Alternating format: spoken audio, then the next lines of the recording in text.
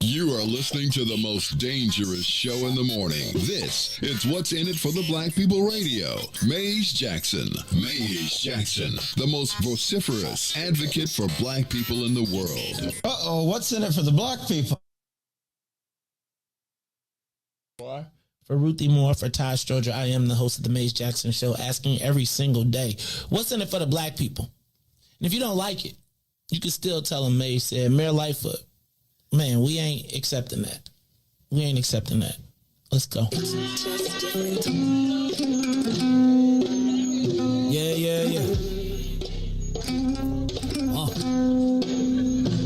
Let's get down to business and go ahead and address the facts. Man, Lightfoot seems more lesbian than black. Rahm Emanuel's another case. He was just as tired. 50 closed schools left much to be desired. Police had Anjanette naked on that body cam. They suppressed the footage so it couldn't touch a lot of hands. Reminds me of that 16 shots in that cover up. Both of them similar, so I went and dug it up. George Floyd killed, a lot of riots happened in the town. Southside burned and they wouldn't let them bridges down. Grandmother sick, need a prescription and plus a couple groceries. You gon' have to travel just to get it now. COVID-19 out here shutting all the business down. Not enough SBA loans to even give around. So many failed businesses that you can put them in the pile. If you don't survive the pandemic, it's gonna sit you down. We sing, dance, play ball, entertain, and crack jokes. Government infested black neighborhoods with crack smoke. System that milked us so bad, we got lactose. Still trying to find out what's in it for us black folks. We sing, dance, play ball, entertain, and crack jokes. Government infested black neighborhoods with crack smoke. System that milked us so bad, we got lactose. Still trying to find out what's in it for us black folks. Shout out to Willie Wilson, hope one day you get to send it.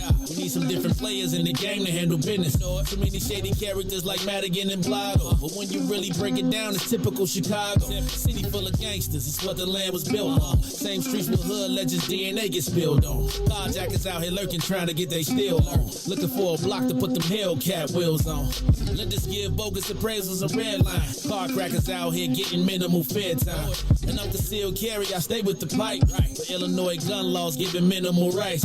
Stay up on the swivel, make sure I'm moving tight. Check all of my mirrors when I pull up to the light. Pick my homie up from out of town, man, he caught a flight. He was hella nervous, told him, shorty, this a way of life. We sing, dance, play ball, entertain, and crack jokes. Government infested black neighborhoods with crack smoke. System that milked us so bad, we got lactose. Still trying to find out what's in it for us black folks. We sing, dance, play ball, entertain, and crack jokes. Government infested black neighborhoods with crack smoke. System that milked us so bad, we got lactose. Still trying to find out what's in it for us black folks.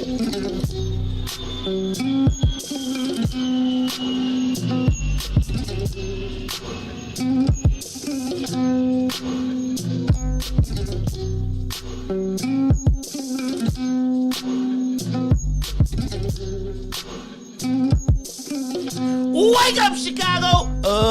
Wake up, world! This is the Maze Jackson Show. I'm your host, Maze Jackson, on a Friday. Friday. I'm in the building. Bright and early, y'all looking at the screen like the Brady Bunch.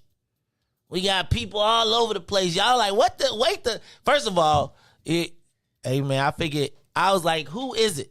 Because I don't even think I got nothing bad on my paper today. So I was like, why are they trying to do us in today, Riis? It's like we get some company in the building, and then the gremlins want to show up. They want to show up. They want to show out.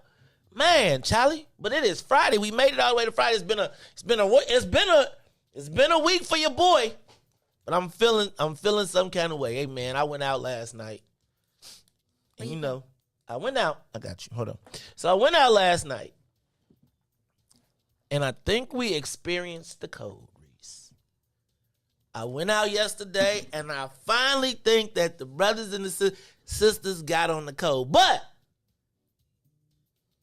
then I was watching all the other people watching the black people on the cold, and they wasn't feeling that. So we're going to talk about it, because I don't think white folks like for you to be, like, they don't like it when the black folks be like, when we ain't arguing and being mad at each other, they be like, what's going on here?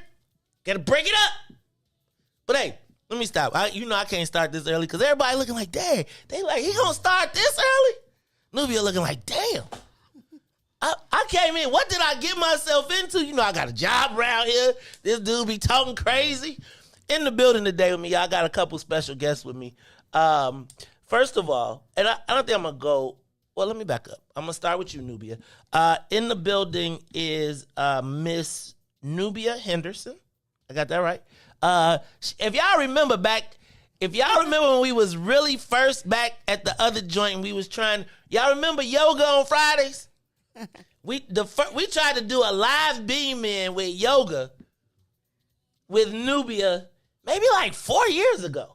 3 years, something like that, 4 years ago, when we was trying to get our technology together. And I was about to be talking smack, right? And be like, you know, did we alone? And then the cameras go down, right? But Nubia, you're looking at me like, where is he going with this? I just want to say good morning and tell us a little bit about yourself. She's going to be sitting there with me as a co-host today, so she's going to be rocking with me the whole show. But tell the people a little bit about yourself. Welcome to the Lion's Den. Maze Jackson, WIIFTBP, all that good stuff. Tell us about yourself. Good morning. Well, like May said, my name is Nubia Henderson. I'm a children and family yoga instructor. I'm also a parent coach, and I'm here to just hang out, you know. Okay. Before my life in wellness and family, I was in media, so it feels you came good. on over to WIIFTBP to see what's going. She looking around like kicking the. Nah, she wasn't kicking the camera. She was like, I came to the black station and the internet. We paid the bill. I just want y'all to know we paid the bill. I be feeling a certain way when stuff don't work. I be like, we paid the bill. It's the internet, so you know. It's the internet. All right, now that's Nubia. Nubia gonna be rocking with me all throughout the day. So you probably look at your paper because you know what it say on the paper. Don't mean nothing. Don't follow the paper. Okay. We be all over the place. Just as long as you can rock with the conversation, it's all good. Now I'm gonna also say, shameless plug for my beautiful and lovely wife. You are also her line sister on Chaos, which is everywhere, because it was how many of y'all? 106 for Delta Sigma Theta Sorority Incorporated. We got to say that. Okay, right. So 106 of y'all, and y'all finally, for those of y'all that are in the world of Greekdom, Black Greekdom, I know, and I'm just telling you, half our audience, what's the matter? Half our audience, we probably need to close this door too. Half our audience is like, y'all black and y'all done put on Greek. And Greek, look, you got all the Africa stuff on, but they ain't gonna hear that. They gonna be like, the Greek people they plotted the downfall. But y'all are now pro-fights. We are finally pro-fights. Like, y'all, I was like, good, Carrie been a neophyte the whole time we've been married. The entire time. 12 years, to be exact. 12 years, yes. 12 years of neo, Riis. Oh my God, 12 years of neo. Hey, but y'all came out strong, boy. Y'all hit the mark. Y'all hit the land like, bam, bam, bam. Right, we got work to do. So. I was just telling y'all, I was like, when I was driving by, I saw the line. I was like, I thought church was, they couldn't even get into church. Yeah, no, we did have a time getting space, but we had some good people. Cliff over at Parkway was helpful when we needed places to park, and you know, everybody just kind of pulled their resources, but we made it work. Okay, there you go. All right, so that's Nubia Henderson. She'll be rocking with me for the whole day. Now I gotta tell y'all, I'm super proud of this one, right? I'm super fired up to have this young man with me. If you see him to the left, I just need to let you, just so before we start this, I could still jack you up, right? I could still jack. He look at me. No, you can't. No, you can't. Hey, y'all, in the building. With us today is budding podcaster, sports analyst, basketball player, and happens to be my nephew. So I'm going to do you like my son be mad because I call him Bug, and his name is Maison. But to me, you were first of all, he was Tank Johnson when he first, because he was Tank Johnson when he was first born, right? Because he was a big dude, and I was like, so he was Tank Johnson, but then he has evolved into affectionately being known as Easy P to me. Aww. But to y'all, he is the one and only, the illustrious Hunter Payne. Hunter Payne, welcome to the Maze Jackson Show. How are you today, man? I'm doing great. Happy to be here. I'm glad you're here, man. I'm glad you're here. So, Hunter, tell us a little bit about yourself, what school you go to, and then I want you to tell me a little bit about your podcast, because, hey, y'all, Riis, in a little while, I'm going to send him back there, and he's going to do a sports report for us. You know, he has his own sports podcast. How many episodes are you in now? I think I'm 34. 34 episodes of the podcast. Now, what's the name of the podcast? And tell the people about well, first of all, let me slow down. What's the name of the podcast? It's called Sports Talk with Hunter. Sports Talk with Hunter. Now, Hunter, how did you get into this podcasting world, man? It's kind of during the pandemic when I realized, hey, maybe I should try this out. And I did a few episodes, and I enjoyed it. So I've stuck with it ever since then. Hey, man. So, Hunter Payne. Tell me what the topics that you cover on your podcast, sir. I'm going to be official. I have an official interview with the Hunter Payne, Sports Talk with Hunter. Hunter, can you tell us a little bit about what you cover in your podcast, sir?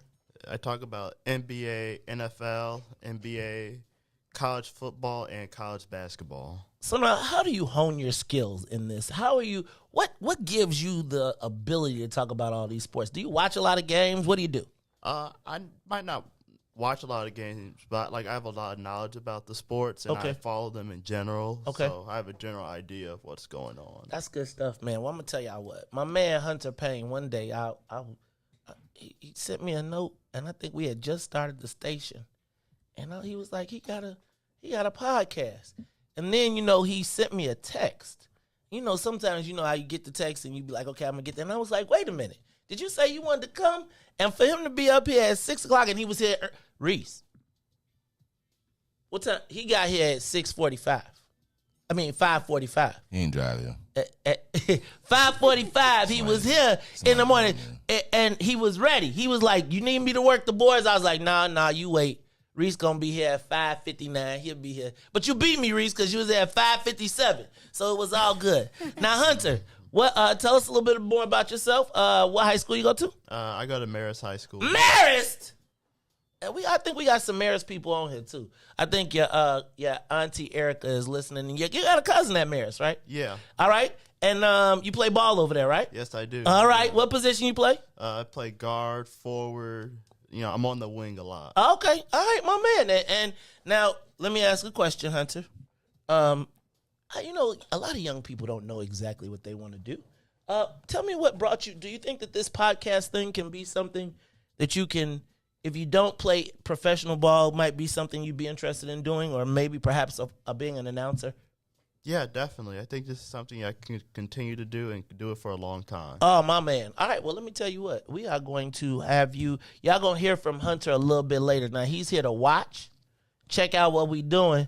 And if you got any questions, you let me know.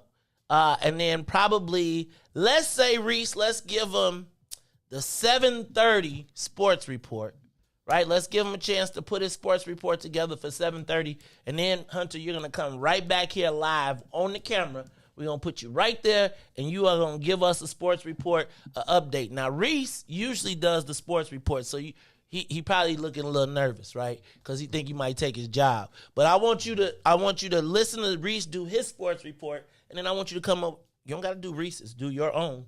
But I want you to put me together about a minute, 60 seconds, minute and a half sports report that you'll come back. You can take something from your podcast, but maybe what's going on. Why don't you think about what's going on? Because the Bulls are going to the playoffs, right? Yeah, they're going to the playoffs. Yeah. But they playing the Bucks. Yes. It's trouble for them. Yeah, it's trouble. Lord have mercy, Jesus. We just can't win, but that's okay. Because this is the Maze Jackson Show, and it's Friday, so we going to win no matter what happens. Look, y'all, this is the Maze Jackson Show. I'm your host, Maze Jackson. We got off to a little late start, but I got everybody in. So, Riis, let's do this. Let's get the soul plane up to 60,000 feet. We are up and away. I'm going to hit you a couple little headlines. Then we're going to go to... We're going to take a quick break, go to news, traffic, and weather, and then we're going to come back and welcome the Saints. But before we do that, I just want to say happy birthday to Chicago's black mayor. Chicago's mayor. You think Harold Washington is more iconic than Daley? The original Mayor Daley? I think for black people, yes. Yes, across the country. Right? I think Harold was the first to kick that off. I remember growing up in Bolingbrook and like we felt like, man, we was on the Harold. Like I was like, Harold. I watched it was crazy. People's mayor. 100 years, man. He died when he was 65. You know, I'm going to talk about that a little bit later. Elon Musk wants to buy Twitter. He wants to buy, let me rephrase that. He wants to buy free speech. How much you think free speech? How much would you be willing to pay for free speech? To own free speech? Listen, it's priceless. So this is a joke. It's a joke. What his agenda remains to be seen, but it's priceless. $43 billion he putting on the price tag. Do you tweet? I mean, not really. Yeah, I don't do the Twitter thing too much because Twitter people seem like they mad. They just be mad. They just be mad. Anyway. I got lit. Oh, I'm gonna stop. We got civilians in the studio, so I'm gonna stop. I ain't gonna let y'all. I'm not gonna drag y'all into the warfare. Like, but the Twitter people, you know, the Karens be on Twitter. It be Karens and Kens on Twitter all day long, but I'm going to let that be for right now. But I am going to come back to it. Did you see that story about the parents in Uptown? I did. And then to find out that it was their son that did it, and then came back for the well-being check with the police? Like, you ain't know. Now, you a cold-blooded mom. They said he had a mental illness, so. Clearly. Yeah. Clearly. Also, Mary Mitchell. Did y'all see Mary Mitchell responded to me yesterday? She in writing responded to my question because I know what happened. I know I stepped on some toes yesterday, but I just want to be clear. I was not dissing the legacy of Harold Washington. But I do think we should examine the outcomes. I think Chuy Garcia has a tremendous opportunity to ride our mayor right into the mayor's spot. How did that legacy work out for us? Because even as I was looking at the response was like, hope, hope, hope. We need action. And it's like, right. And I think it's a point of contention that I want to talk about because I think it has led to what we now see as some disrespect of our elders. And I don't think they deserve the disrespect, but I do think that they need to examine outcomes. Like who won, who lost long term. And if you haven't learned the lesson, if you still mad and you still mad, but you ain't learned the lesson to pass on, is why we still 40 years in the desert. Right? Harold Washington been gone since, for 35 years? Yeah, pretty much. I was going to say pretty much my whole life. Do we got 5 more in the desert?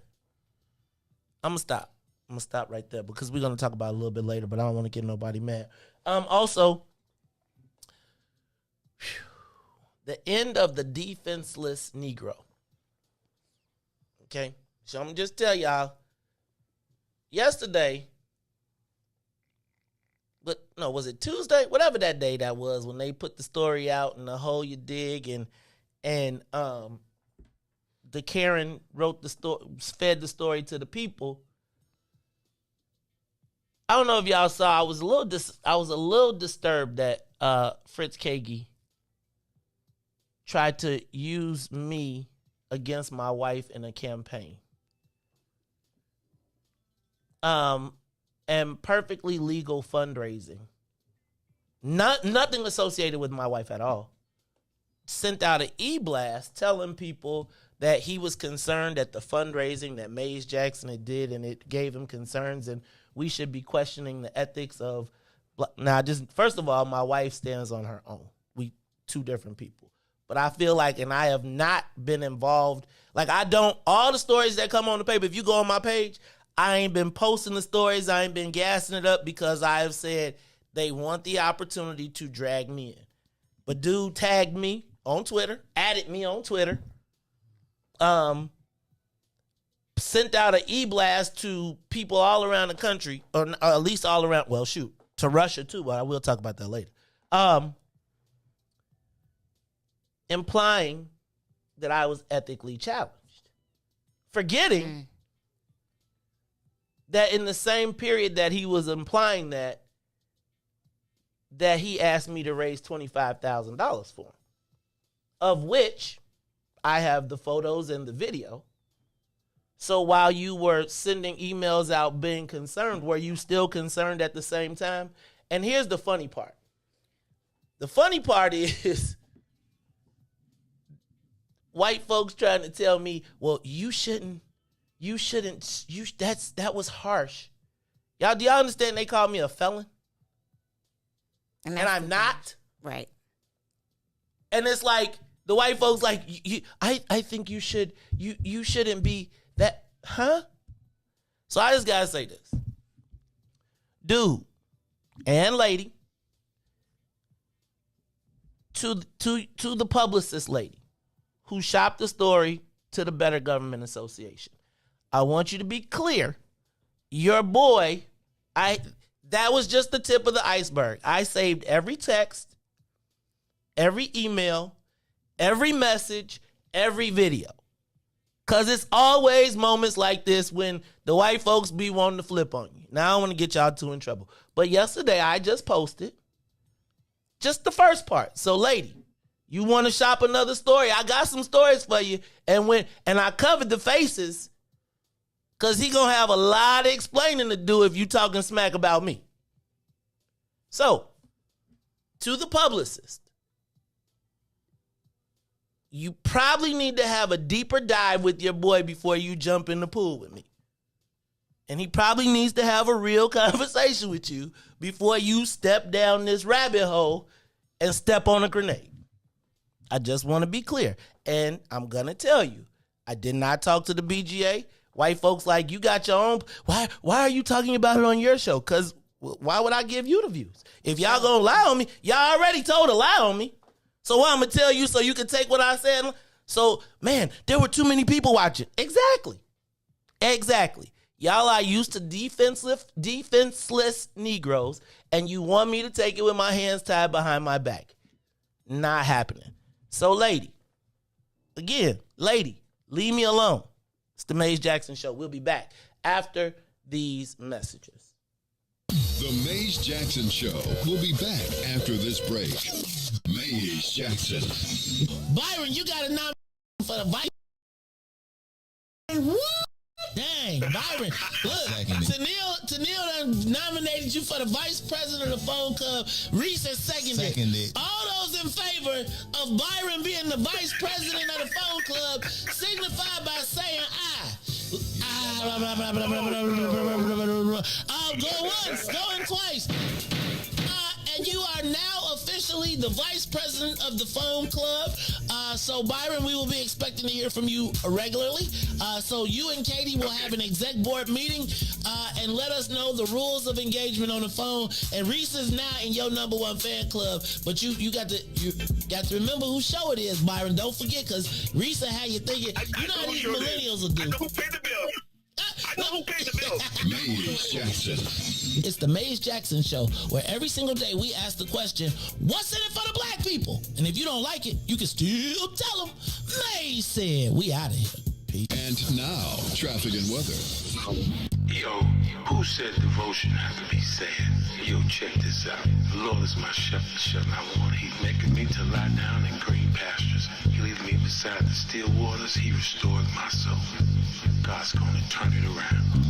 Come all the way with me. Good morning. What's in it for the Black People Media family? The time is now 6:47 a.m. and I'm Riis the Ruler with your Chicagoland area sports traffic and weather report. As we head over to sports, the Chicago Cubs in action yesterday, looking to get the groove back in the Mile High Club, taking on the Rockies. Suzuki stays hot as that's now 6-game hit streak swindled with a homer, and the Cubs will win 4-2. On the south side, the White Sox looking to sweep the Mariners in their home opener. Mariners get on the board early with an off-the-pole home run as they snap cap the White Sox 4-game win streak, and they will win 5-1. Over on the Kennedy, O'Hare to the Loop will be 26 minutes. Outbound to O'Hare will be 18. On the Edens Deerfield to the Exchange will be 35 minutes. Exchange to Deerfield will be 27. On the Eisenhower, Thorndale to the Loop, 29 minutes, 27 minutes back out to Thorndale. While on the Stevenson from I-355 to the Dan Ryan will be 39 minutes. 30 minutes will be outbound. The Bishop Ford, I-80 to the Dan Ryan, 31 minutes, 26 minutes to I-80. While the Dan Ryan is 17 minutes to the Loop, 13 minutes to 95th. On DuSable Lakeshore Drive, north and south will be 8 minutes. Today's weather, it is currently 45 and cloudy. Today will be a high of 48 with a low of 41. I'm Riis the Ruler. Happy Friday today on this Good Friday. Now back to the Mays Jackson Show. Don't leave me now. Come all the way with me. Oh, please.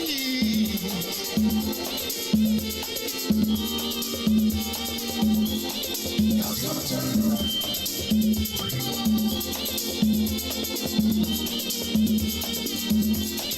God's gonna turn it around.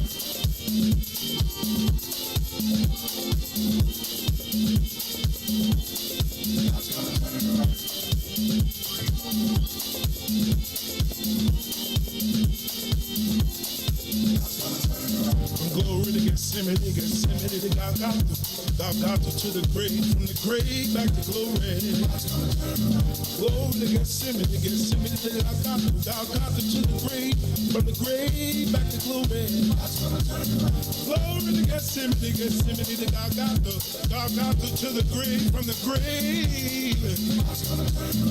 Glory to Gethsemane, Gethsemane, Golgotha, oh, Golgotha to the grave, from the grave. Dear Lord, it's me again. God's gonna turn it around. I'm calling on you. You did it before. I believe that you can do it again. Somebody calling you right now, Lord. If it ain't one thing we need, somebody else needs you for another. Please, son, look and have mercy. Have mercy over our home, Lord. You are listening to the Mays Jackson Show. I'm your host, Mays Jackson. Got my man, DJ Riis the Ruler on the ones and twos. DJ Riis, I don't think I asked you, how you feeling today? I think I missed the tagline. DJ Riis the Ruler, how you feeling today? I'm blessed by the best. You already know the rest on this Good Friday. On right? a good Friday. You got your Easter suit. God's gonna turn it around. You got your, look, I'm telling you. Glory to the Lord. Shout out to Pastor Terrence Keys, Angie Mims, and Deacon Terrence Daniels. That is Church Chicago. God gonna turn it around. You hear them right here every day. Because, you know, at 6:30, and I'm running a little bit late, we welcome the Saints. Right? The Saints from WBGX 1570 AM. They are tuned in to us every day, Monday through Friday, 6:30 to 8. Now, the Saints, if you tuned in, you can catch us on WBGX 1570 AM. You can also catch us on the TuneIn app. Give us a call, 872-259-7474. But if you one of the sinners, you get here at 6 and you know you got to stay late till now. You got to get here early. You got to stay late for the sinners. And now you can catch us on Facebook Live, YouTube, Twitter, and Twitch. Now, if y'all tuned in and y'all looking, y'all like, who is the Africa lady? Hey. That is Miss Nubia Henderson. Nubia, how you doing? You good? I'm great. I get up early, so this is wonderful for me. You get up. Do you talk to the sun in the morning? I try and to. Say, I try to. Do you go, I do all of that. Do you stand, do you be like on one leg and be like, whoa? I be wanting to do all the. I used to have a ninja. I used to have a yoga part of the show. I was gonna say we can run that back. We got banned because we got banned. Cause Janelle Monáe be like, pay me. I be like, Janelle, what's up, girl? Oh, we could do another one. We gotta. That should be under fair use for sure. See, I'm just telling you, these Facebook rules, they be putting you in jail, the whole type of thing. Boy, we used to be getting it in for yoga. Yeah. And then the next thing you know, they was like, sorry. So we gonna figure that out though, because you know, Friday you can get loose. Maybe that'd be part of I'll tell you something good. Nubia. Yes. So this is the time of the show, usually at 6:30, but we running a little bit late. But usually around this time of the show, Riis, we get the big voice out. Riis, get the big voice out, because I'm ready. You ready? You got the big voice. Why don't you go ahead and grab? See, now, Hunter, learn from him. You got to stay ready so you don't have to get ready. Ready? Hit me with the big voice. It's time for the social media question of the day. How can a felony impact your life?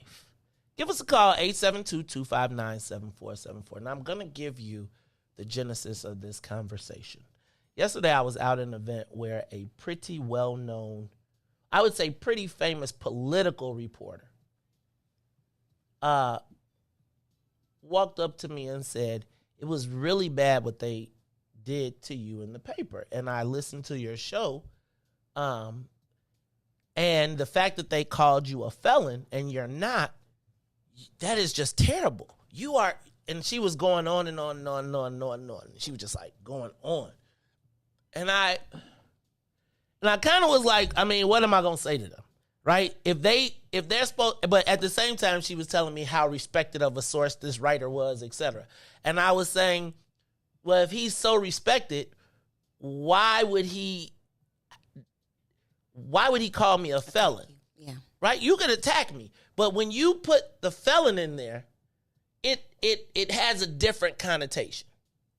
And so I was saying, like, if I'm not a felon and they wrote that I was a felon, then they had an intent already. And I guess so I'm going to start there.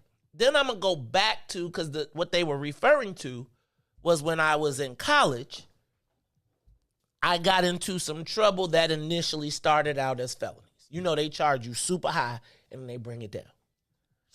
And I remember being locked up, and they came to me and said, sign these papers and you can go home today. And I was like, give me the papers. But it was to sign for a felony, right? To sign up to the felony charges. Yeah. And the public defender, I will never forget. And I mean, I'm ready to go. Like, get me out of here. And she was like, I know you don't want to stay. I know it seems easy, but do not sign those papers, because if you are a felon, it will follow you the rest of your life. And I was like, I want to go home.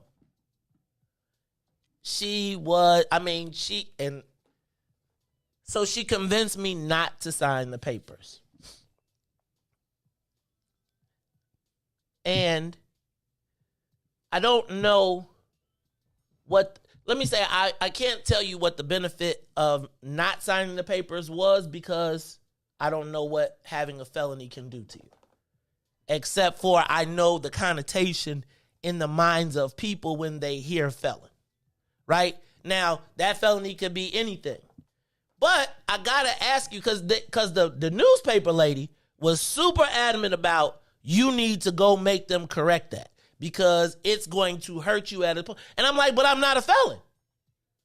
And she was like, no, there's going to be somebody, it's going to affect your clients, it's going to do. And so my question is, because the other part is, when you talk to brothers, a lot of times they got a felony. I feel like police kind of get you early, stack them up on you, and then when you do the little bit over, then they can hit you with the felony. But I want to know, how can a felony impact your life? Give us a call, 872-259-7474. You had a story. You had something you were going to say, Nubia. Thoughts? Well, I was just going to talk about, when we were working together previously, it was an issue when it really shouldn't have been, in terms of getting a job. And that's what happens with most black men. They have a problem getting a job. You're in a different category, right? You're industrious. You're doing your own thing. And in that way, when we're able to kind of carve our own path, not that having a felony will not impact us, but it's not the end-all, be-all. But in most cases, it ends up being the end-all, be-all. And then we get into that cycle of, having to depend on the system. In your case, with your reputation, I hear what she's saying, because somebody allegedly said something and it's based off, their feelings, whatever their emotions, not facts. See, and that's why I felt like I called it the niggerization of Mays Jackson, because if you looked at the picture, Now, I'm not going to say I don't wear T-shirts and sweatshirts, but if you're going to put me as a lobbyist, right, then take the picture of me with they got a lobbyist picture of me, right, with my suit and my tie. You say I'm a felon, and then the white people read it. Black people read it too, though. Like, black people be like, he got a felony, but my cousin do too.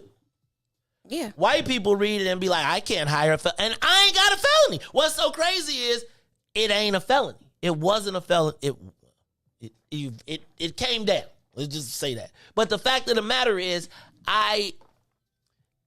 what the other crazy part was, as this woman was telling me this, she was defending the integrity of the reporter. And I'm saying there's no report that says that.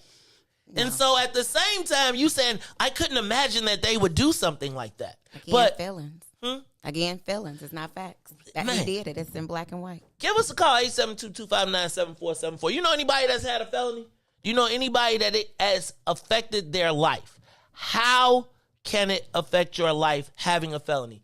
872-259-7474. Riis, you know, I feel like do you think like, what percentage of black men do you think have a felony? 30? I would. More? I think it's more. I definitely think that it's more. Really? Let's look it up. Oh, you like, look, we can look it up. You sound like Ruthie. Like, we got Google. I am curious to know, do you know anybody that has a felony? And if you do, how has it affected their life? I remember, like, having a misdemeanor. I couldn't apply at certain banks. Mm-hmm. Talk to me about that. Like, I just fundamentally feel like I don't feel like they did it unintentional. Like, how many black men have felonies? Uh-oh, you got it? I don't have an exact number, but it says a third. So 1/3 of black men, 33%. 33%. So just think about that with unemployment. That means 1, 2, 3, you got one. 1, 2, 3, you got one. 1, 2, 3, you got one.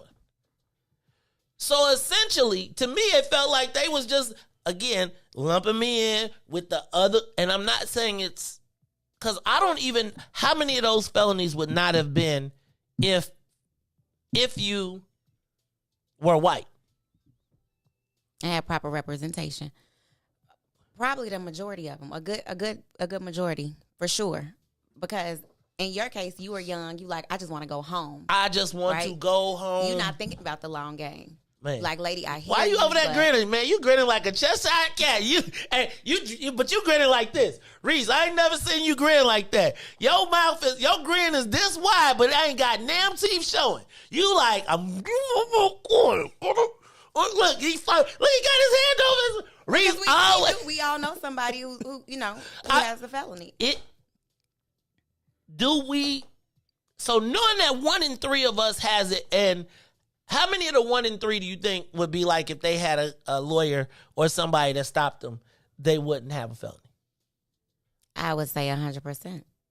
Because now somebody did some crime But I'm just saying, because then I guess my thing is, once you get it, it's like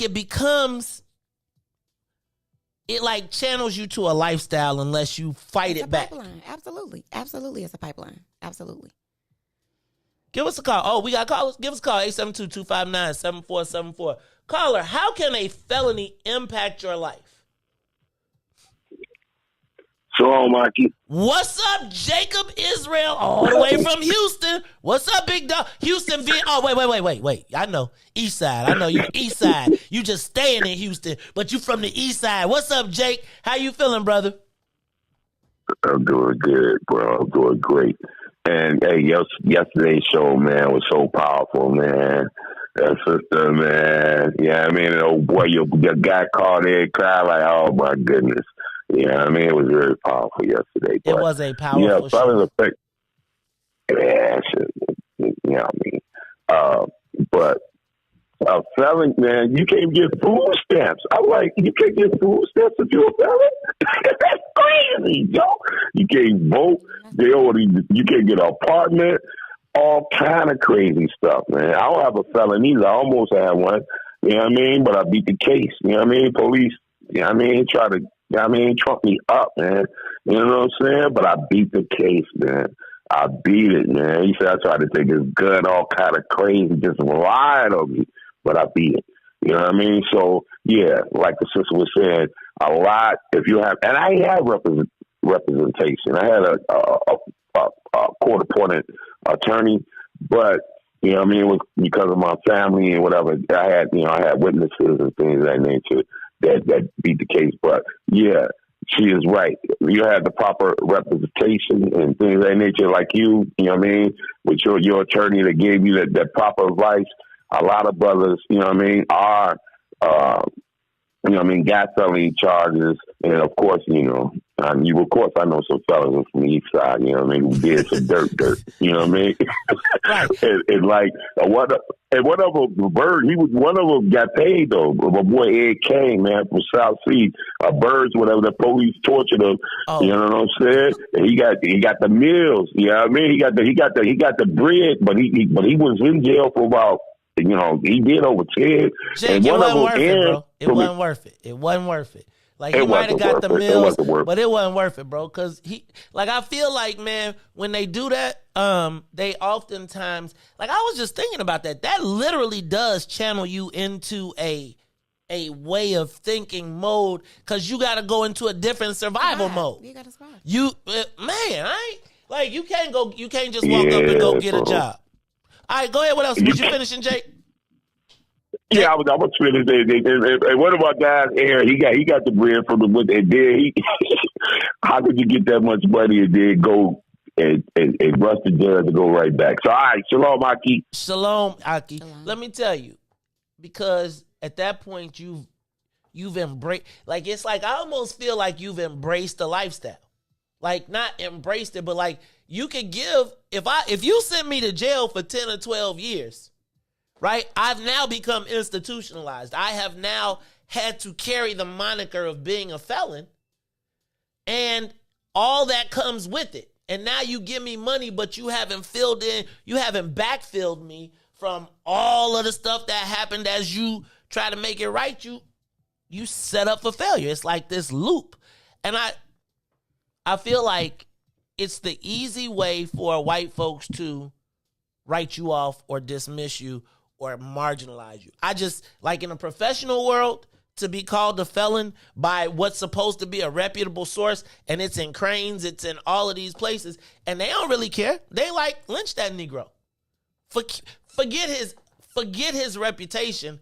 He didn't do nothing. So I'm curious, because I didn't feel like, I was like, it's not really a big deal, right? Because they going to write whatever they want to write. But that white lady was like, oh, my God, no, please, Maze. I don't always agree with you, but that was just wrong in the way that they characterized you. And it was like, I feel like they intentionally niggerize black people, and it's easy to do.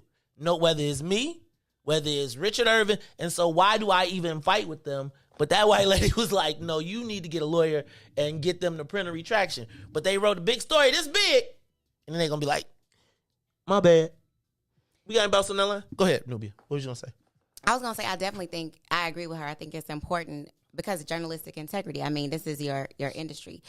The lawyer, all that, I don't know that I would put so much energy on the other person, but I definitely feel like it's an opportunity, just as we sit here and talk. I got ideas and how it can be shifted to inspire, you know, or kind of offer some resources in a way for mindset resources for those who are incarcerated, because we're not incarcerated, but have felonies. Mm-hmm.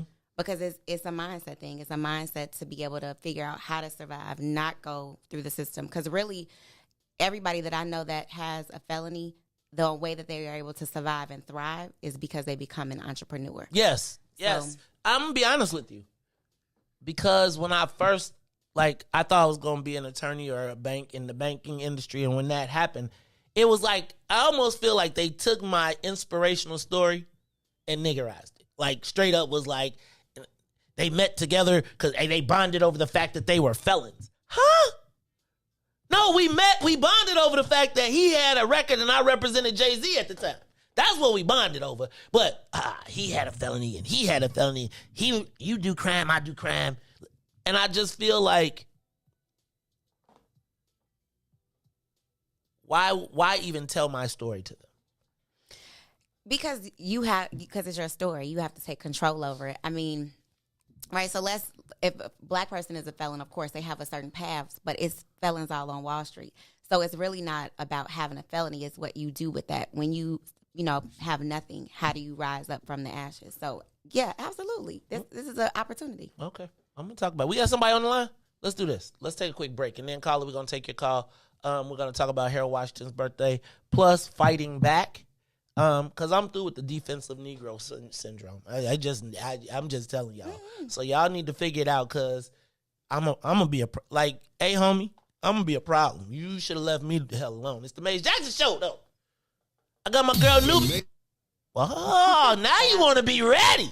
Like, I know it pushed itself. See, Riis like, I don't know how it happened. I didn't push the button. The button just said, but right? That's all good, though. Look, Riis always right. Riis says, I know. I'm on it. I know. Look, if Riis is like my son. I could tell my son, in your inheritance 20 years from now, there's going to be a blah, blah, blah. He be like, I know. Son, it's going to happen in 20 years. I didn't even tell you. I know. Sorry. It's the Maze Jackson Show. We'll be back after these messages. The Maze Jackson Show will be back after this break. Introducing your trusted source for high-quality Black emojis, better known as Blackmoji. We believe Black is beautiful, and that beauty should be reflected in the digital market. Now there is an app that does just that, starting with Black Greek letter organizations. Blackmoji D9 offers more than an emoji app. It is a cultural experience of Black excellence. Download the app in the Apple or Google Play Store to access a specially curated catalog of emojis representing the Divine Nine. Use the emojis to celebrate Black Greek events, acknowledge current events, support social causes, and learn about esteemed Black Greek members who blaze the trail of Black history. A portion of every subscription goes toward a scholarship fund specifically for members of Black Greek letter organizations to help keep the legacy alive. Download the Blackmoji app today.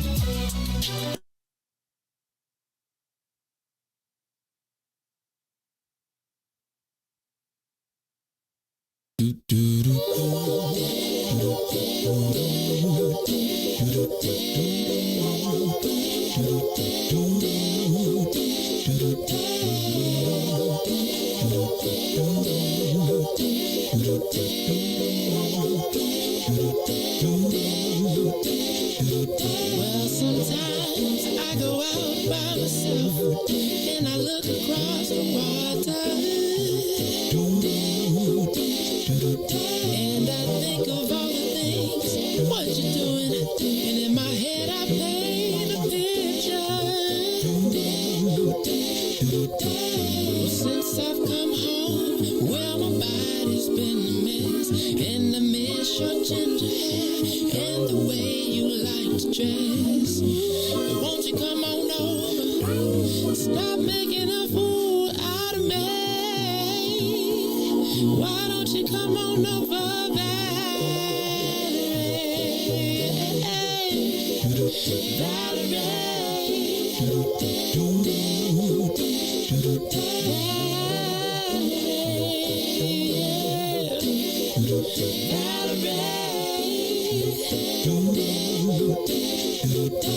Did you have to go to jail? Put your house on up for sale. Did you get a good lawyer? I hope you didn't catch a tan. I hope you find the right man who'll fix it for you. And are you shopping anywhere? Change the color of your hair. Are you busy?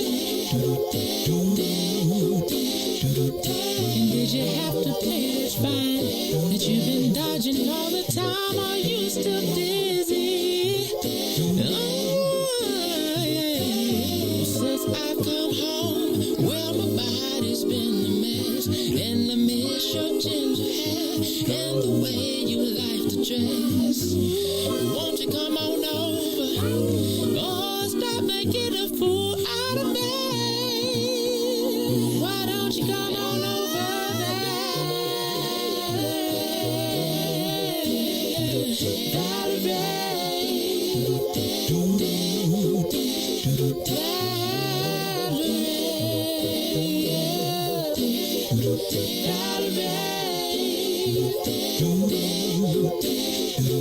Well, sometimes I go out by myself and I look across the water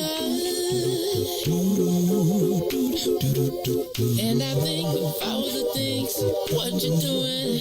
In my head I paint a picture. Since I've come home, well, my body's been a mess and I miss your ginger hair and the way you like to dress. Won't you come on over? Stop making a fool out of me. Why don't you come on over there?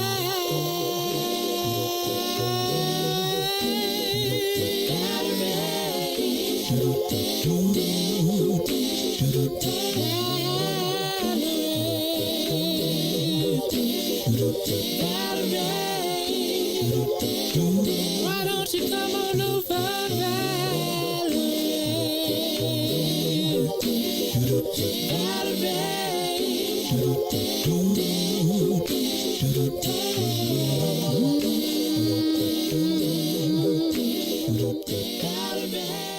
Back to the Maze Jackson Show.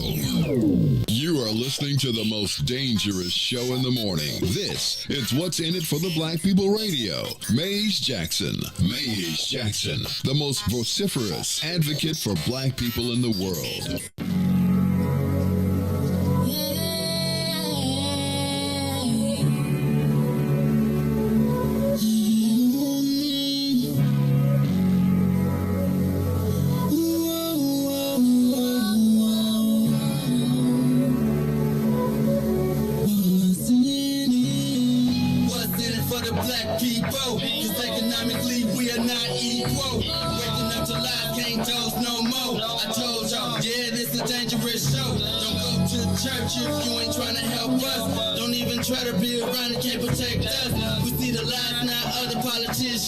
We need money and no symbolism. It's Riis and Ruthie and explaining how we all come from God, giving us tools to beat the odds. If we united, our movement gon' stop. If they ain't trying to help us, they ain't trying to do nothing. We gotta do something, we gotta stop running. It's time to confront the problem. Really, you expect your oppressed to solve them.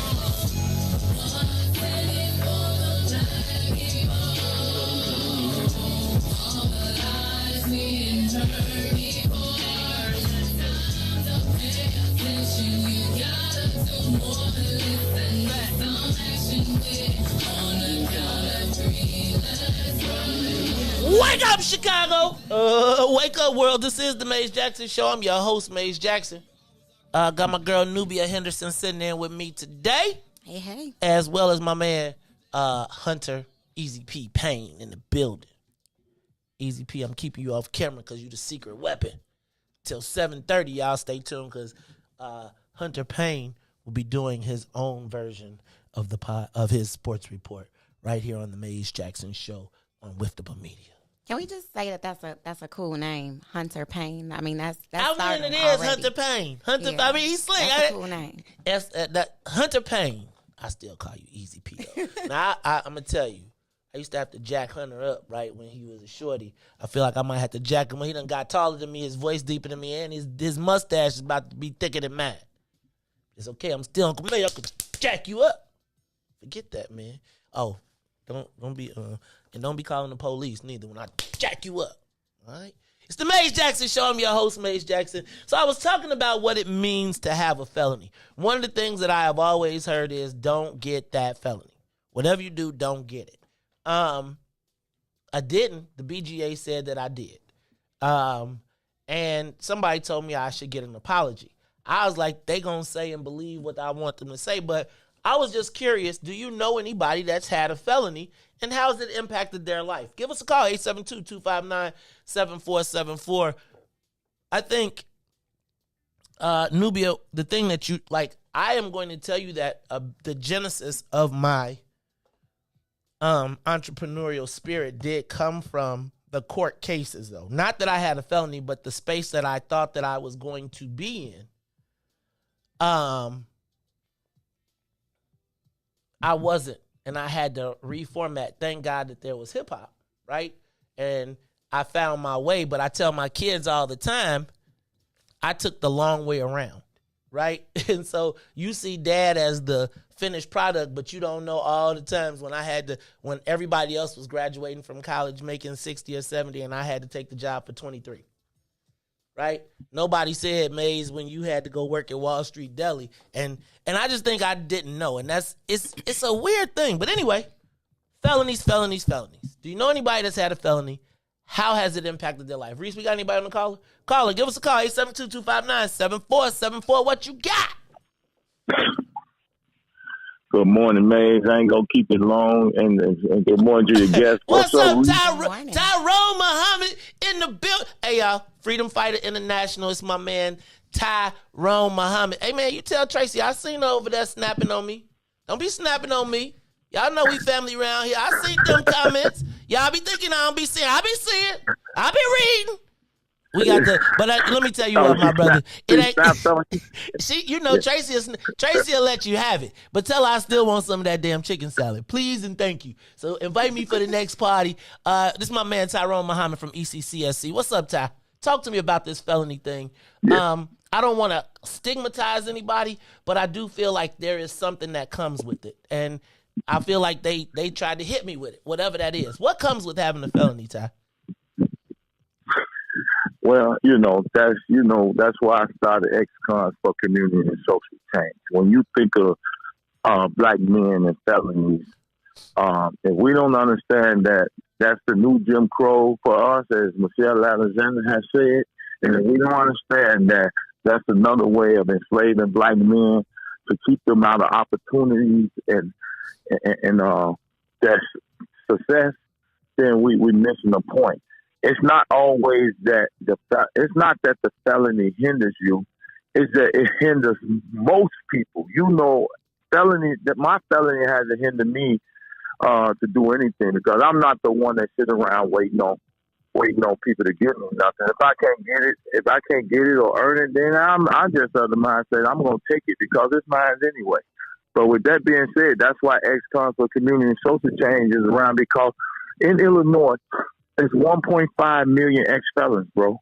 We had the biggest voting block because every ex-con brings with him 5 to 10 people that will vote his interest. If there's 20 women in my household, every one of them will vote my interest to help me do what I need to do. That's how powerful it is. I never see it as a negative, Maze, because we just have to learn how to galvanize our voting power like LGBTQ community and everybody else, and we can flip these wards, these districts, and everything. So when I hear them say that, it's a boost for me. It's not a knock, because people just don't understand.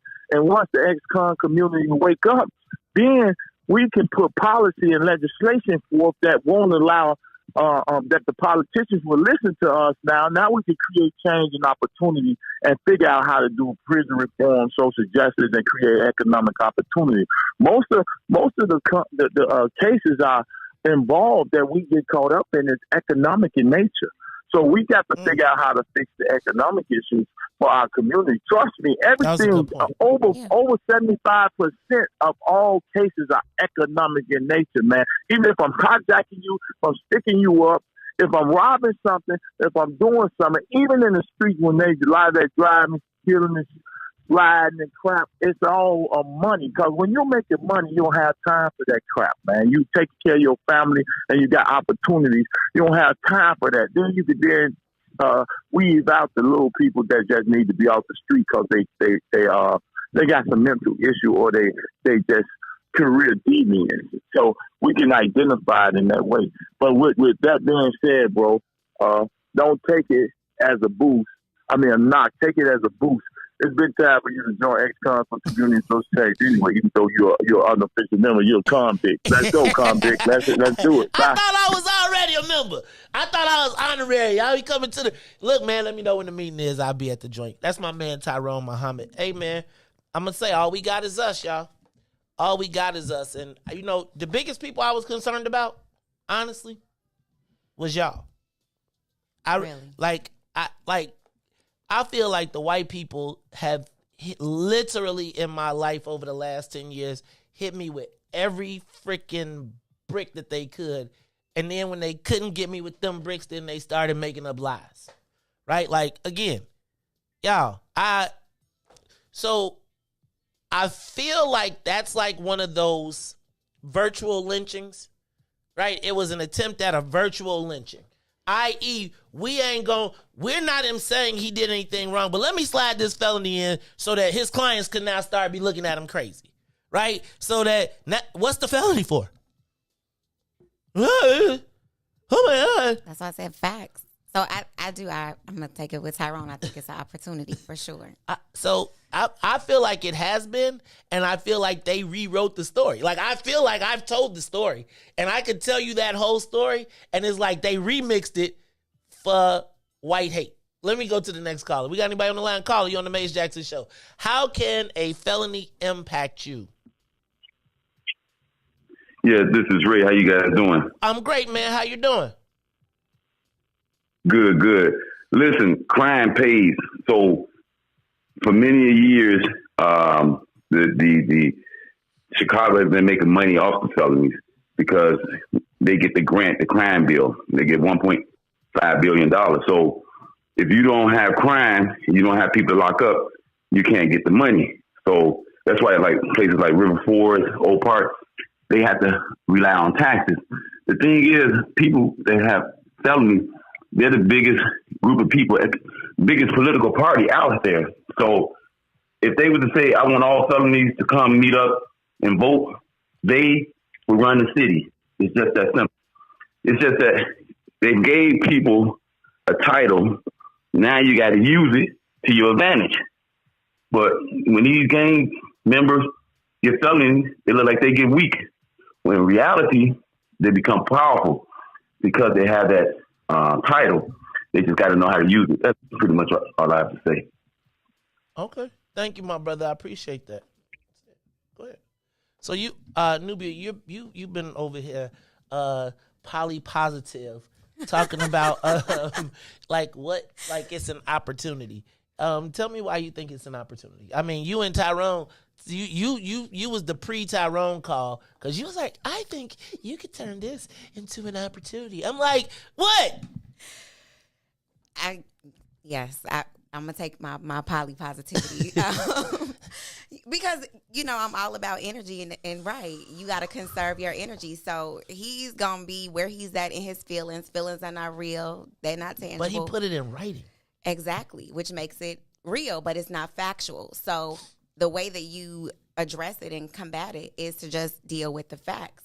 And the facts that you are presenting aren't so much as, like you said, the story you already told. You already told that story.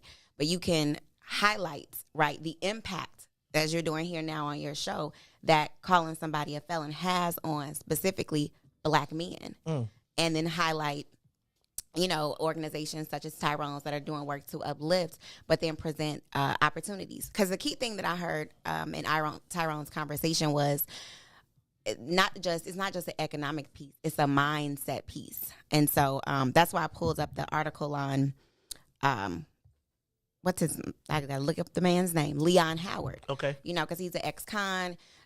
You guys have heard about him. You look him up on YouTube, but he talks about how he went to prison, and in prison he was in the hole, and he was in the hole with a white guy.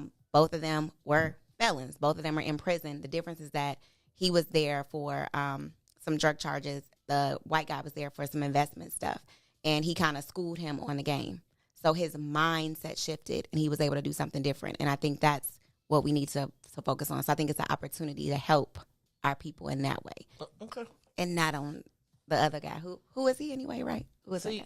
I feel like so I live in this political world, right?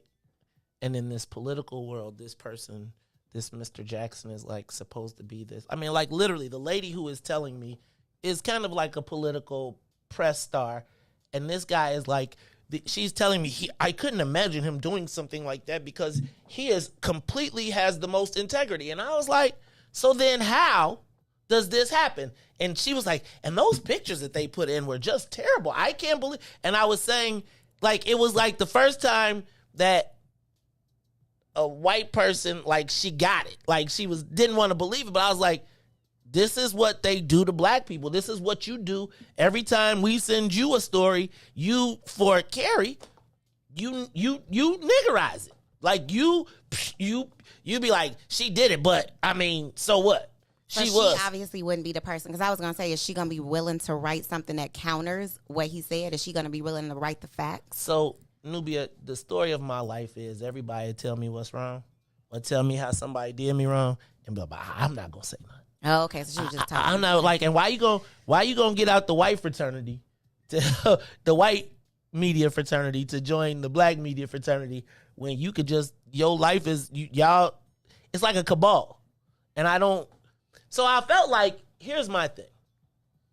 I feel like there is a lesson, and the reason we're having this lesson is because they felonized me for when it was the black dude and the white boy who did the exact same thing, all of which is nothing was wrong with, then takes it and sends it out to the world, but he asked me for money.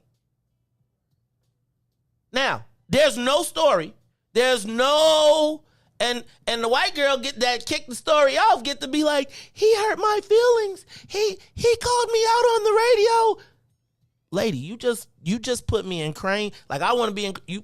So anyway, the example that I want the black folks here to see, right, is remember when we showed that Richard Irvin commercial? And it was the Democratic Governors Association really redoing the Willie Horton ad, but they were doing it to the black dude, right? So the Democratic Governors Association, that's supposed to be our friends, that's supposed to be did practice the exact same racial tactics on the black man because he was a Republican, and we don't see it. And they, as white folks, get to walk through our neighborhood with impunity while causing hurt, harm, and danger to people. And I just need for y'all to understand how that just happened. Now I am going to pursue it. They're going to have to print me a retraction or something. Like, they're going to have to. But I also think that just like they just tried to hurt my credibility, it should really have a negative impact on his credibility, too. Riis, what you thinking back there, man? You been awful quiet, man. Awful quiet. You want me to just go to the caller? I'll go to the caller. Caller, you on the Maze Jackson Show. I had a comment. Oh, you got, hold on. Go ahead. No, you know that song, Hit Me With Your Best Shot, that was coming to mind. And I'm telling you, the feelings thing, and you know I'm all about feelings, but feelings are not real. So it's about action. No one can control feelings. So I think they need more than a retraction. It needs to be an article based on facts, even if you did, an editorial. But a retraction, we know in media, people see it and they don't. So, exactly. Okay. Let's go to the live line. Call you on the Maze Jackson Show. Yeah, this is Riis again. Hey, listen, I forgot to say this. Maybe somebody like Ty or somebody like him could lead this fight in the next couple of weeks. So there was a bill passed called Representation of the Population, and that bill was very harmful to the black culture and to the Southerners. And what it was, the people who got arrested, they counted their count where they were incarcerated. Now, Governor Pritzker, he changed it where it was no representative population, where your count would be put where you lived before you got arrested. But the thing is, that was a good thing, but the thing is, it doesn't take effect until 2031. And so, Wow. So he going to be safe right from there. it. Yeah, and it gives other people political power, other nationality political power. And that's why we're having these, like the congressional ward got changed. So now we have a new district, the 3rd district, and there was no blacks who participated in trying to become a Congress in that district. So we're losing our political power.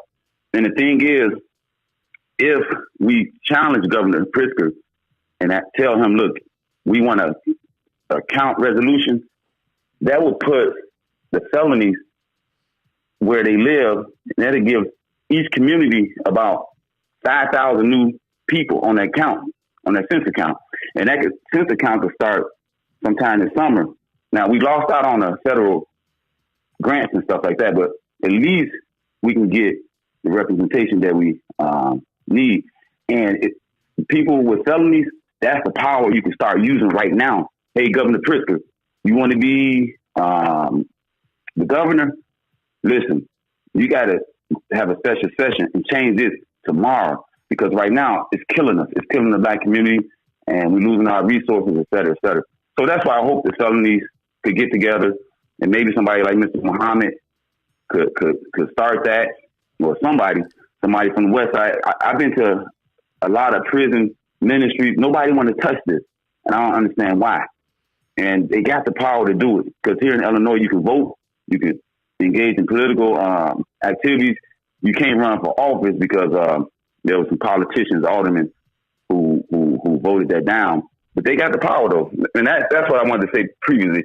Thank you. Thanks a lot. Thank you, my brother. I want to do this. I want to thank you for your call. We still got callers? Riis, any of them up there? All right, so we're going to thank you for your call. We're going to move on from this topic. But I want to keep it. We're going to keep it.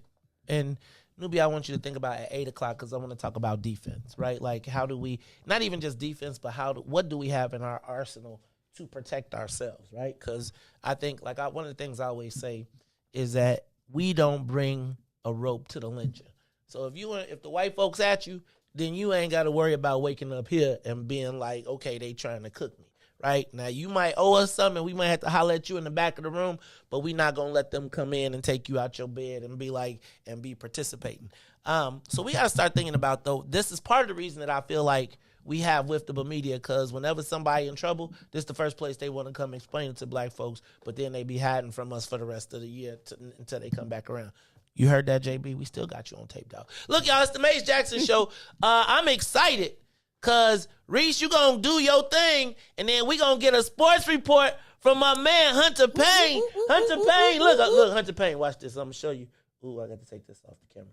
Hunter Payne, look, we going to give Hunter his own solo screen. Don't worry, Hunter, I'm going to take all that other stuff off. You're going to have your own solo screen. Hunter Payne is coming to us in this break, because we are going to get our sports report. It's Hunter Payne coming to you next after DJ Riis the Ruler, a couple commercials, and then we'll be back. It's the Maze Jackson Show. The Maze Jackson Show will be back after this break. Maze Jackson. Uh-oh, what's in it for the Black people? I want to know, is there an offensive Black people list? Who manages it, and do Black people have to honor it? Maze. You're Uncle Tom. That's why you're an offensive. And the reason why you're Uncle Tom is the real story of Uncle Tom. How he worked for his freedom, and then the slave master reneged on him and wouldn't let him get his freedom. So you know what he did? He left. You're messing with the church's money. You were smart enough to work your way off, so you offended the white folks, and then you offended the Black folks because your ass left, and because they wouldn't. And who manages the left is both Black folks and white folks, because if you see in that situation, the Black folks is just as mad as the white slave owner that Uncle Tom left. What happens if you say that and someone gets offended? You ran off the plantation, brother. That's why you're offensive. That's all I got, bro. Keep being offensive. Thank you. Maze Jackson. And now, traffic and weather. I love being black. Do you love being black? Yeah, I love being black. Hey. I do this for my people all across the globe. Hey, it's break. The skin of me. The Bears, the Bulls start their first round series against the Bucks Sunday, 5:30 on TNT. And Bears' new head coach Matt Eberflus said on the Chris Collinsworth podcast that Justin Fields is looking very comfortable in the Bears' new offense. It's a good sign that you're hearing that from the head coach. And about that Bulls series, it's going to be a tough series for the Bulls as they come into this series shorthanded against a very good Bucks team with Chris Middleton, Giannis Antetokounmpo, and Drew Holiday. So it's going to be a tough series for the Bulls. Hey, man, that's my... You bring me back. Hey, y'all, that is the Sports Report brought to you by the one and only Mr. Hunter Payne. Hunter Payne, now tell people the name of your podcast and when they can get it. Sports Talk with Hunter. It's on Spotify, Apple Podcast. All right, and when do the new episodes drop? Probably going to be doing a lot now since the NBA playoffs are going, so it might be once or twice a week now. Once or twice a week? All right, man, look, you're going to have to send us that, and you know what? When you drop the podcast, send it to us, man, and we will share it on our page as well, and so we'll help you get them views and them numbers up. Hey, Hunter, I'm super proud of you, man. Excellent sports report. Now, awesome job. Before you, remember, let me just remind you this. When you do it, you start with, hi, I'm Hunter Payne from, right? And you say your name and introduce yourself because that somebody might hear you. And they might be like, that's my new sports reporter. Dang, but he didn't tell me his name. Right? So Hunter Payne, when you kick off your broadcast, just make sure, I know you're not a vain person. It's easy for me to say Mays Jackson all the time. But for you, make sure that when you open up the mic, hey, this is Hunter Payne. I'm on What's in It for the Black People Media or the Mays Jackson Show, and here's my sports report, right? So you give them a lead in, a ramp in, and then you go at it. Hey, man, I'm going to tell you, and you did that off the top. You did that off the top. I was looking like, he don't even got his phone on. Yeah, he did off the dome. He did that off the dome. So I got to just tell you, Hunter Payne, don't be trying to take my job. But maybe one of these days you come in and sit in for me or sit in with me and you can be my co-host as well. Hey, y'all make a big round of applause. Show my man some love. Give him what? How y'all do that? Make them hearts y'all be doing it. Oh, we on the wrong page. You got to see that on Facebook. But y'all show him some love because when you go back, I want you to go back to the Facebook and read the comments. So y'all make sure that y'all give him some inspiration in those comments because his mama is in there too. She in there like, that's my baby. That was pretty awesome. I was looking like, wait, what's he reading? Okay. He wasn't reading that, right? No, it was off the dome. It was excellent. Hey, man. That's hey, y'all. Always trying to pour into our young people. And Hunter Payne, Holly, has always been a source of pride for me. And it's just great to see you here, man, doing your thing. And I hope that we can be part of your success. Now, I want you to go in there and learn Riis's job, okay? So go in there, learn how to work them boards, have them show you how to do all that stuff. Because when you produce your own stuff or when you decide you're going to produce your own show at the studio, right, you got to know how to do all the stuff. One of the things I have to do if I got my own thing, I got to put it all together. Real quick, how do you record your podcast? Use it through my phone, have a little microphone, then connect it through my phone. Okay, let's do this. Uncle Mays is going, you got a studio at the crib or you just do it at your room? I do it in my room. You got to tell Auntie she gonna have to give you a studio, and we gonna have to get you straight. And you got your own mic like that? We gonna get your mic. We gonna get you the hole you did. We gonna make sure you're straight, right? I'm gonna get you an Osmo so you can put you gotta get some video to it, man. Gotta get the video, right? Make the clips. All right? All right, man. That's my man Hunter Easy P Payne in the building. Y'all check him out. Let me do this. Think you can get me another one by 8:30? Maybe. Oh, maybe. Oh, see? The talent. See how the talent do? They get famous, then they be telling, look, I'm trying to get, he like, I see what I could do. Do I got to call your agent? Let me call your agent and find out. Mom. Mom busted out. Mom broke out. Mom probably sitting outside in the car. All right, so. He ready. He ready. I know he is. All right, Easy P. You can sit there right now. You can hang out with us in the studio. I'm going to go back to our conversation.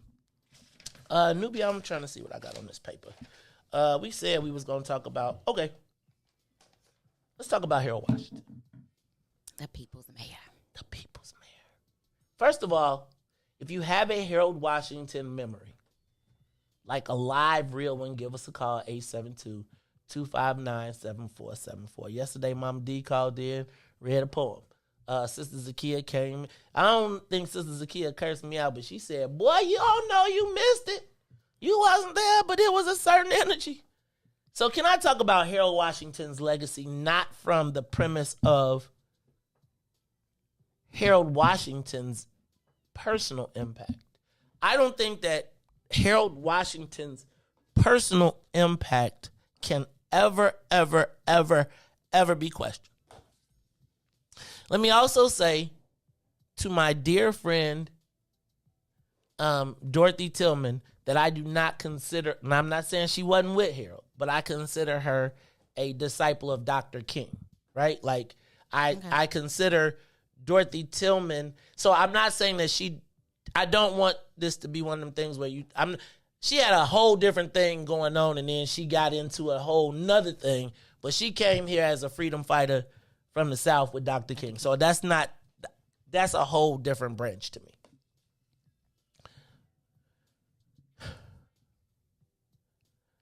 But I do question, after watching the 100-year celebration where Mayor Lightfoot and her wife were at the table, I watched Louis Gutierrez and Chuy Garcia. I saw Tim Evans. And it got me to really thinking, like, what is the greatest piece of Harold Washington's legacy? And when I talk about legacy, I am not talking about him. I am talking about what came from or was birthed from him.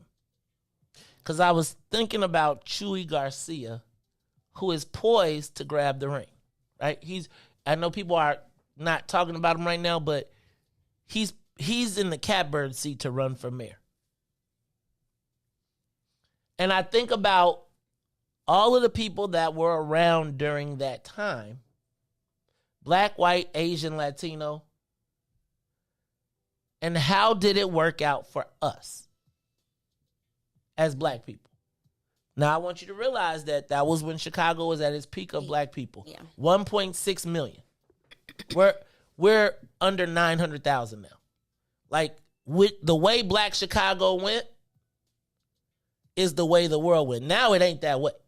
Like, we're a sliver. That's why Latinos trying to take our lunch. But I guess my question is, how have we fared since then? We've got the most Black political elected officials in the world, in the country, but yet and still 6 of the 10 worst places for Black people to live in the country is in this state. Chicago has seen the continued decline of Black population. I almost feel like we had a snapback. Like, they was like, okay, we got way up here with Harold. And the white folks was like, oh, we ain't never letting that happen again. And so they spent their whole time ensuring that there were haves and have-nots in that Harold Washington legacy that fought even until this day, because we cannot have a forward-moving conversation without what we did. They was talking about the Black Caucus map the other day. All these people in the room, and they got it's like there's TV commercials, radio spots, all this stuff, and the first thing all the leadership did was talk about the churches. I'm like, y'all, these people talking politics. We talking about, well, remember that time we did this where? Y'all know they got social media now, right? Y'all know it's TV. So how have we done since Harold Washington, in your opinion, in Chicago? Because I got a viewpoint, but I'd love to hear yours. I agree that we've kind of regressed for sure. And I was super young, so my knowledge of Harold Washington comes from people, my grandfather's grandparents' stories, political science. So when you think about the dailies and them coming in and how long, they stayed in power, and then just how segregated Chicago is in general, it's really hard for me, honestly, to talk about, I guess, how things, how we've benefited. It does seem like it's been a decline because as time goes on, we are still very segregated. And now it's not even segregated. It's super watered down. So there is no more of a Black agenda per se. It is everything is an amalgamation of things for when it comes to us. I was just thinking, like, what do we have that's Black in this city? Like, we got Truth, we got a couple, you know what I'm saying? Like, but when you think about it, I remember when we would come in from Bolingbrook and we would take the Indiana, and it felt like once you came in the city, it was like you could smell barbecue. It was like a lot, like now the projects was up and there was all types of stuff, but I don't know that we have, let me not say I don't know we don't have a black. I'm not sure what the black legacy is. I would say the number one thing that people, and I saw Mary Mitchell responded, right? And was like, it was a great time when we had unity. And now we can go to the beaches. And I'm like, sis. I understand the like it's that one moment in time where you had a good time and you be trying to recreate that moment, but it ain't never coming back. And so what's the way forward? I would tell you that probably right now, if you were to ask, the greatest legacy of Harold Washington would be Barack Obama. And he ain't in Chicago. Okay. Write that down for me. Harold Washington made Barack Obama move to Chicago because he was inspired. And then from that, he eventually became the president of the United States. Okay. Now, tell me about somebody black from Chicago. Now, and I'm not saying like, and I read Dempsey Travis's book, and it's like, when you read those books, you realize everything that we don't have. Like, it was kind of interesting to read the story. Read her, like it's kind of like you get lectured by the people from that era, but you be like, Ma, what we got though? Like, right. He passed. He was killed. However you see him. In my house, he was killed. Mine too. In my house, yeah, mine too. Mayor Washington was killed. He's kind of like Biggie to me. Don't take this wrong, because I know the elders, but he reminds me of Biggie.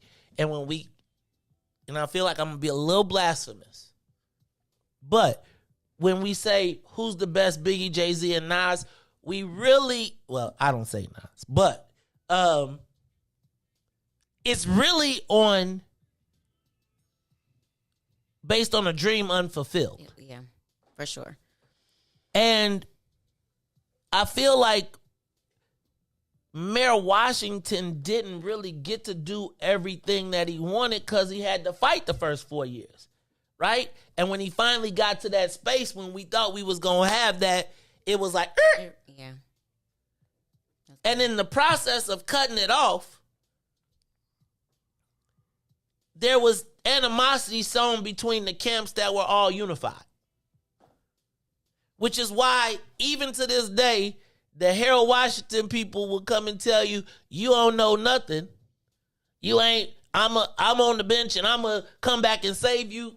Family, y'all had 50 years to save us. No disrespect. But I got to ask you, politically, not hope and inspiration, but tangibly politically, what we got left?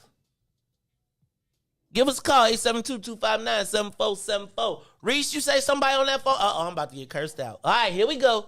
Call us, the Maze Jackson Show. Hi, Maze. This is Uncle Rosie. What's up, Uncle Rosie? Hey, I'm doing fine. It's an interesting legacy of Mayor Washington. I was clearly in my 30s when all of that happened, and I was here. You got to turn that down in the background, Uncle Rosie. Got to turn that down in the background. When I came, I want you to think. Now, a lot of us heard the message that Mayor Washington gave, and it worked when he was here. But what happened was, I never forget it, and I could not understand. But as I look backwards, I can understand it. The Tim Evans and the Sawyer clash.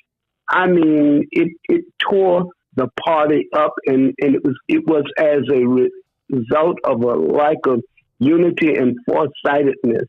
Now, what Mayor Washington's legacy would be for my generation it showed us what can be done and what's possible when we come together.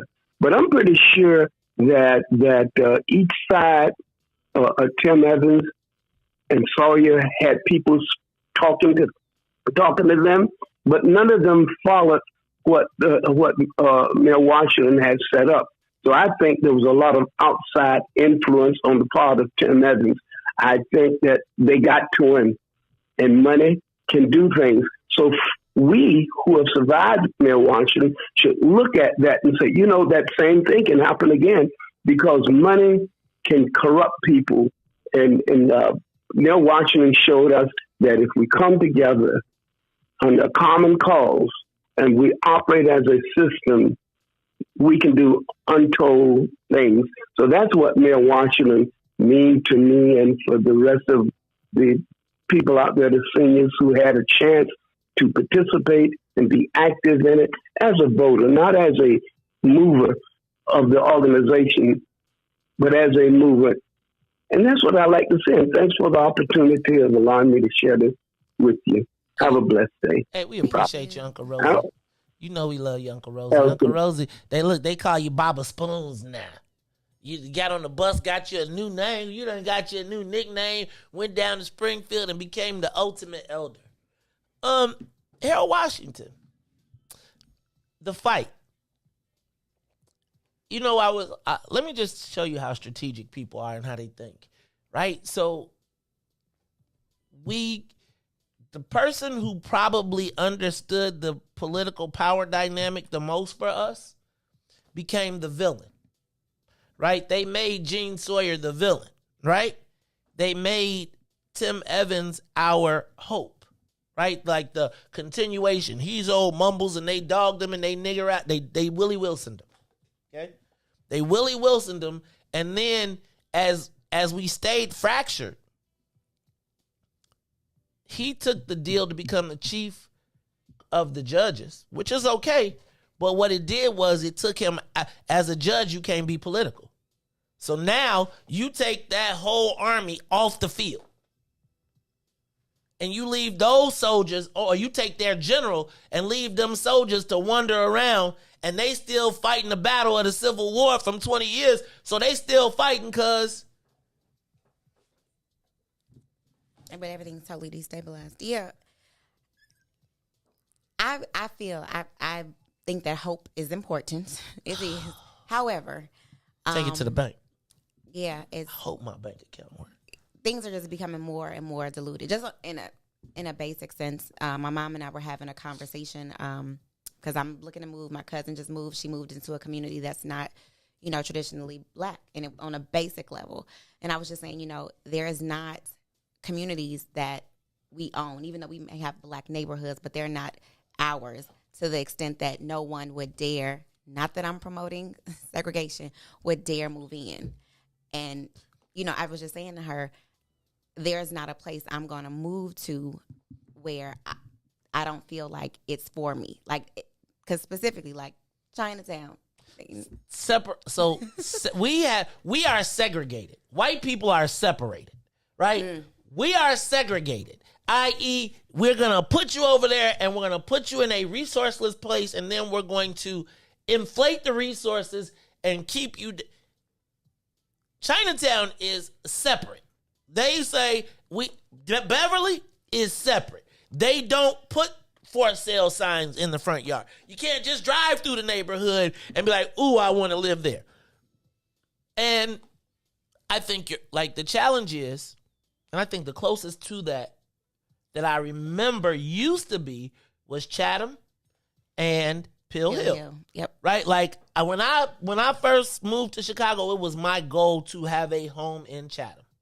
Right? Oh my God, I'm going to be in the black mecca of middle classdom. Then you be like, hold on. Then they let it.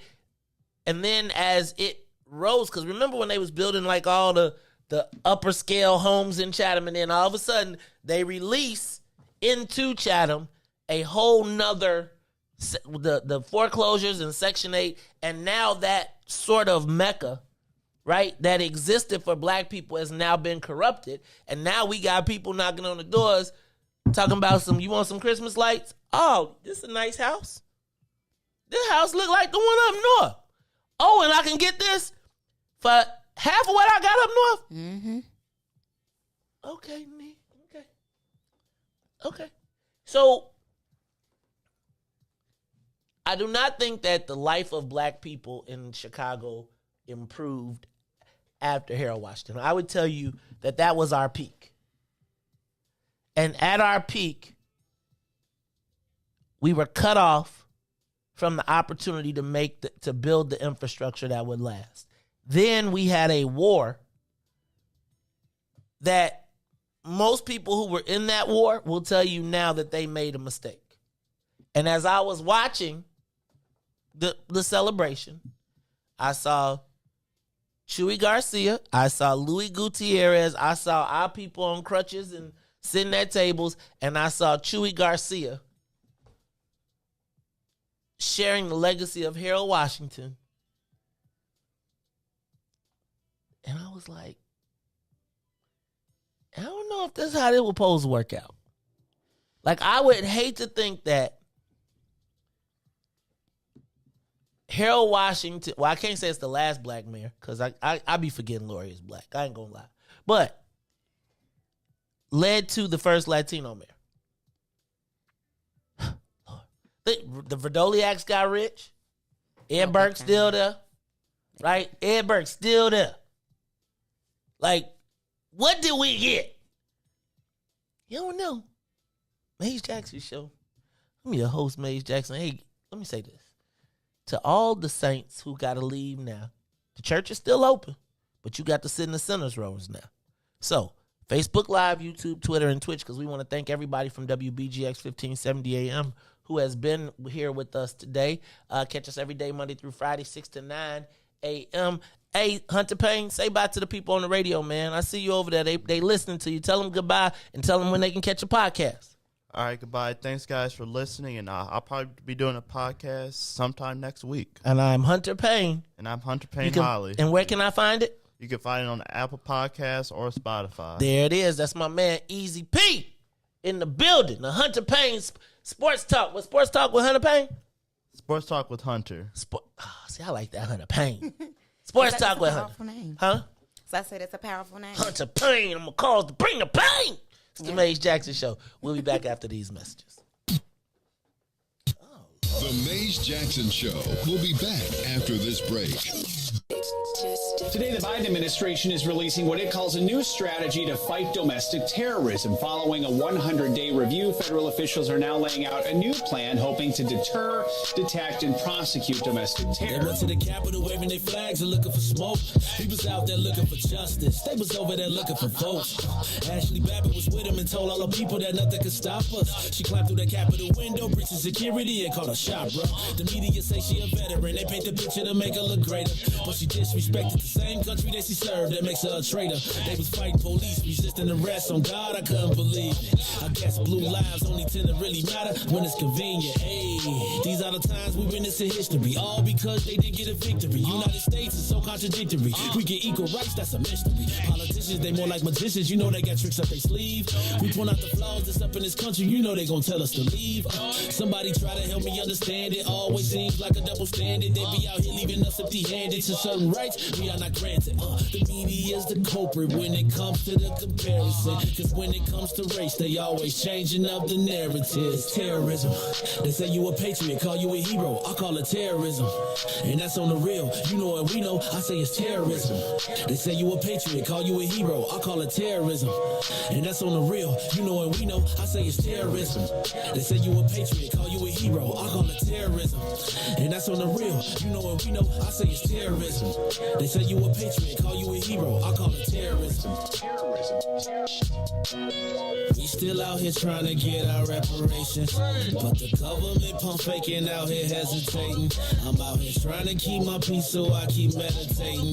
The media make us look bad, they taint our reputation. Look, it's so sad that COVID causing toe tags. You claim you so patriotic, but you ain't wearing no mask. You out here wilding with your MAGA flags and showing your ass. You wanna be part us some type of revolution so bad. Look, you talk revolution and constitutional rights, homie. I guess we forgot about back in the days when all of the business was whites only. Yeah. George Floyd got justice. Juneteenth got much respect. They made it a national holiday. Man, it's all good, but cut the check. They're giving out all of these vaccines, putting it in you like caffeine. Was it all in the part of the plan? I bet money like DraftKings. It's land of the free, home of the brave. 1776, we wasn't free till 1865, so we wasn't part of that shit. And that there's terrorism. Terrorism. Terrorism. Terrorism.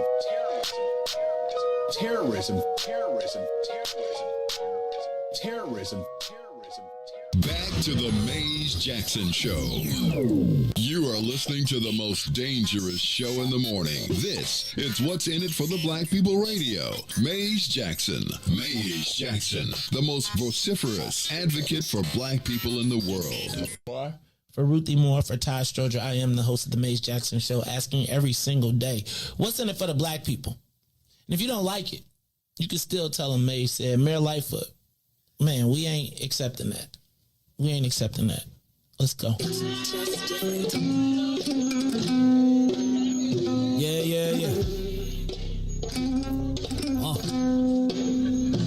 Let's get down to business and go ahead and address the facts, man. Lightfoot seems more lesbian than black. Rahm Emanuel's another case. He was just as tired. 50 closed schools left much to be desired. Police had Anjanette naked on that body cam. They suppressed the footage so it couldn't touch a lot of hands. Reminds me of that 16 shots in that cover-up.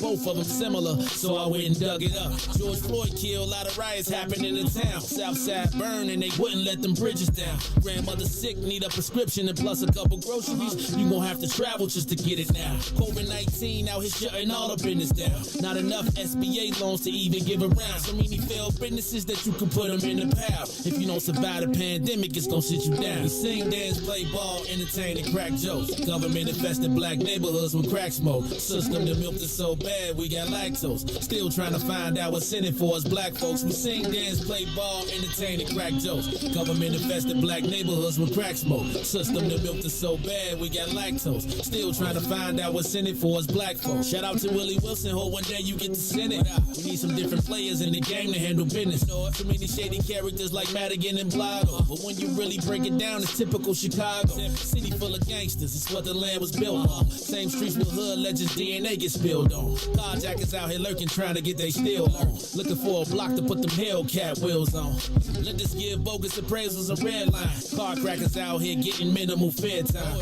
And I'm concealed carry, I stay with the pipe. But Illinois gun laws giving minimal rights. Stay up on the swivel, make sure I'm moving tight. Check all of my mirrors when I pull up to the light. Pick my homie up from out of town, man, he caught a flight. He was hella nervous, told him, shorty, this is a way of life. We sing, dance, play ball, entertain, and crack jokes. Government infested black neighborhoods with crack smoke. System that milked us so bad, we got lactose. Still trying to find out what's in it for us black folks. We sing, dance, play ball, entertain, and crack jokes. Government infested black neighborhoods with crack smoke. System that milked us so bad, we got lactose. Still trying to find out what's in it for us black folks.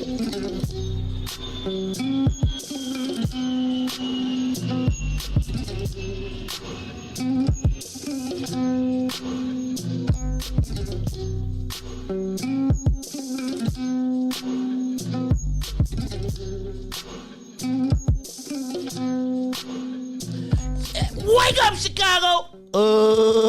Wake up, world. This is the Maze Jackson Show. I'm your host, Maze Jackson. It is Friday. That mean, but it's also Good Friday. Good Friday. Good Friday, man. We gonna rise up. Did y'all gotta go get y'all Easter suit? Wait, let me back up. Let me say what's up to everybody. This is the Maze Jackson Show. It's the last hour. I am your host today. Sitting in with me is Miss Nubia Henderson. Hello, hello. I got my man DJ Riis the rule on the ones and twos. How y'all doing out there? And then I got my man, the sports reporter, the one and only Hunter Payne from Sports Talk with Hunter. Hunter, how you feeling, man? You good? Yeah, I'm feeling great. All right, man. That's what I'm talking about. Hey, man, y'all stay tuned. 8:30. We going to get us another Hunter Payne sports report right here on the Maze Jackson. In case you ain't see down in the corner, I just want to remind y'all that Mr. Assessor, who is sending out emails, forgot that he asked me to raise him $20 $25,000. And he tried to criminalize me, niggerize me, essentially. And I thought, so when that story came out this week, I thought to myself,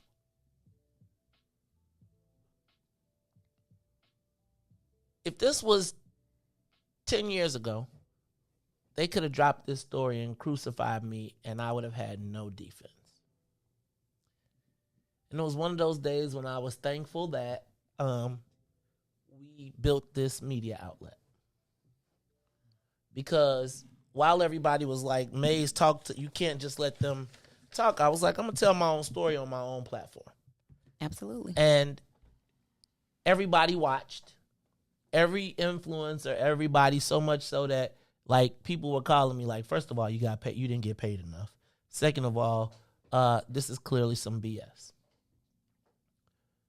And when I was able to tell my story, long format, and go through the article point by point by point to explain why I'm actually proud of what we were able to accomplish,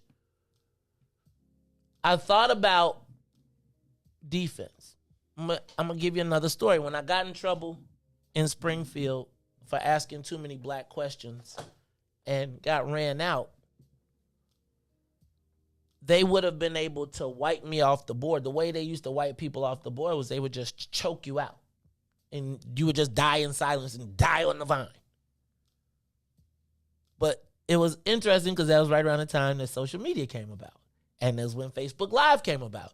And so I was like, well, if y'all gonna kill me, I'm not gonna just lay here and die. I'm gonna tell. I'm gonna tell every step. Every time y'all do some bull, I'm gonna tell. And I'm gonna tell the people. And what I found was that having the platform and telling the people what was happening in real time meant that the people would step up or step in or be like, hey, man. And they couldn't hide in the darkness. See, I think about Emmett Till. And I think about the people coming in the house with everybody home. And they pick one person and say, we finna take him. And everybody else sitting around being like, well, okay. And I can't tell you what it's like to be in that situation. Is it like, do you let the cousin go when you got your own family? I'm not trying to, I can't tell you what it would be like to be in that spot. But what I said was, y'all will never get the opportunity to just cook me without me being able to say or put my voice out. And that's why we built the platform. But I got to ask you, Nubia, what do we have in the black community as defense?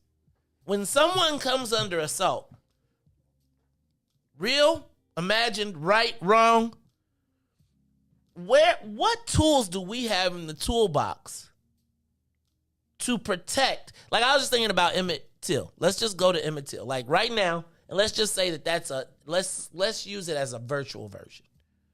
When the white folks mount up and say, we going to get that Negro, what tools do we have in the toolbox when they come for our people? What defense do we have? I mean, we talked about this a little bit off air, and I wish that I had a ready answer. I know we have groups that are mobilized. Black Lives Matter. You better get up out of here. No, I'm just saying, but that's obviously, that's under attack. Black Youth 100, like all these, we have these groups, but in terms of a solution and one solid collective, we know we can count on. I could even bring up old groups, NAACP, Rainbow Push, but I think that we are at a place where, we're shifting from crabs and barrel taking each other out to now everybody's trying to get their own. And at some point, I don't know what it will take. I don't have a ready answer. We'll come back together. I don't want to Polly Pocket you and be like, we need love, but... We need warriors. It's a war out here. And y'all talking about y'all trying to put daisies on the tanks. It's a war out here. Okay, let me back up. We just saw a brother get assassinated on TV again. Can I tell you what? We saw that brother get assassinated on TV, and I'm going to be honest with you. I don't know that I was that moved. We've seen it too much. So the thing about the brain, if we see something in real time or whether we watch it on the video, it's processed the same in the body. So after you see it so much, you just become desensitized, no matter who you are. That's just the science of it. Okay. So what's our defense? Like, and let me ask you a question. Like, who, as Escape would say, who can I run to? Where can you run to if you are under assault, white assault? Where do you go? Like, I don't know if you know, last week we went down to Springfield because white Steve Reich, 6'5", white man, walked up on State Representative Lakeisha Collins at 5'3", had to be restrained, basically told her, keep my effing name out your mouth, but like had to be physically held back. And my thing was like, held back from what? You on the floor of the House of the Representatives, and I felt like, everybody was like, well, we got a busload of people, and went down there and was like, we got Steve on the elevator, and was like, we that's not acceptable, brother. But I don't know. I would say, like, when Ty and them come to the defense of people on the street, but we don't necessarily have like a defensive strategy. And I don't even think that there is.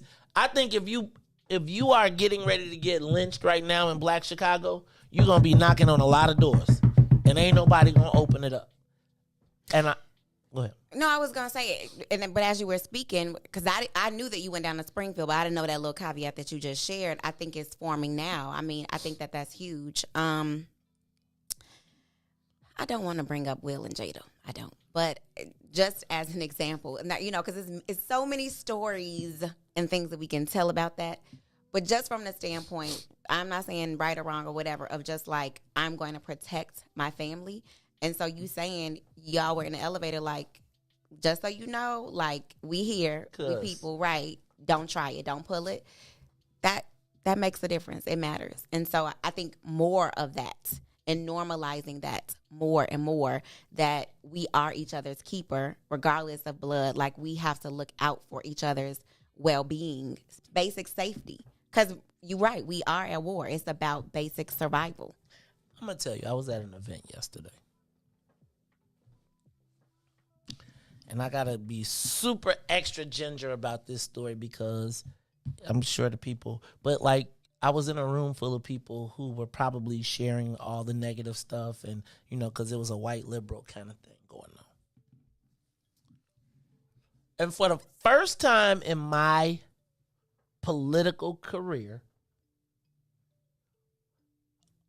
almost every black person in the room was on code. From one of the most powerful men in the state to, y'all gonna trip, the black trans woman candidate. Now that is surprising. Check it out, yo. That's surprising. Check this out yesterday. We at this event, and I can't highlight it, but it was so many dynamics that was going on. So one part of the event, and I'm not really tripping, but it was like white people are used to us being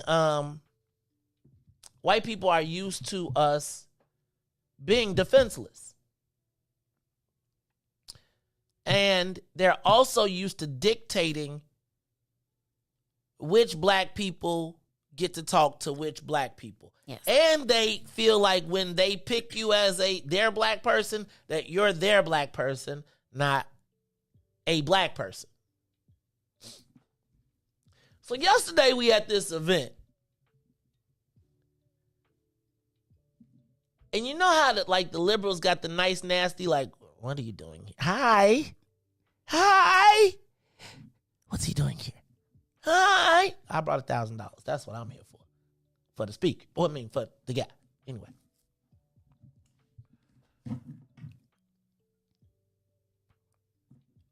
Every black person in the room, it might have been two who was like still didn't understand because they was the special black people, right? But the other black people in the room all was on point, to the point where it was like the white people was like, y'all are talking? And then it became this conversation where they kept trying to intersect and interrupt, and the black people was kind of like, we're not talking to you.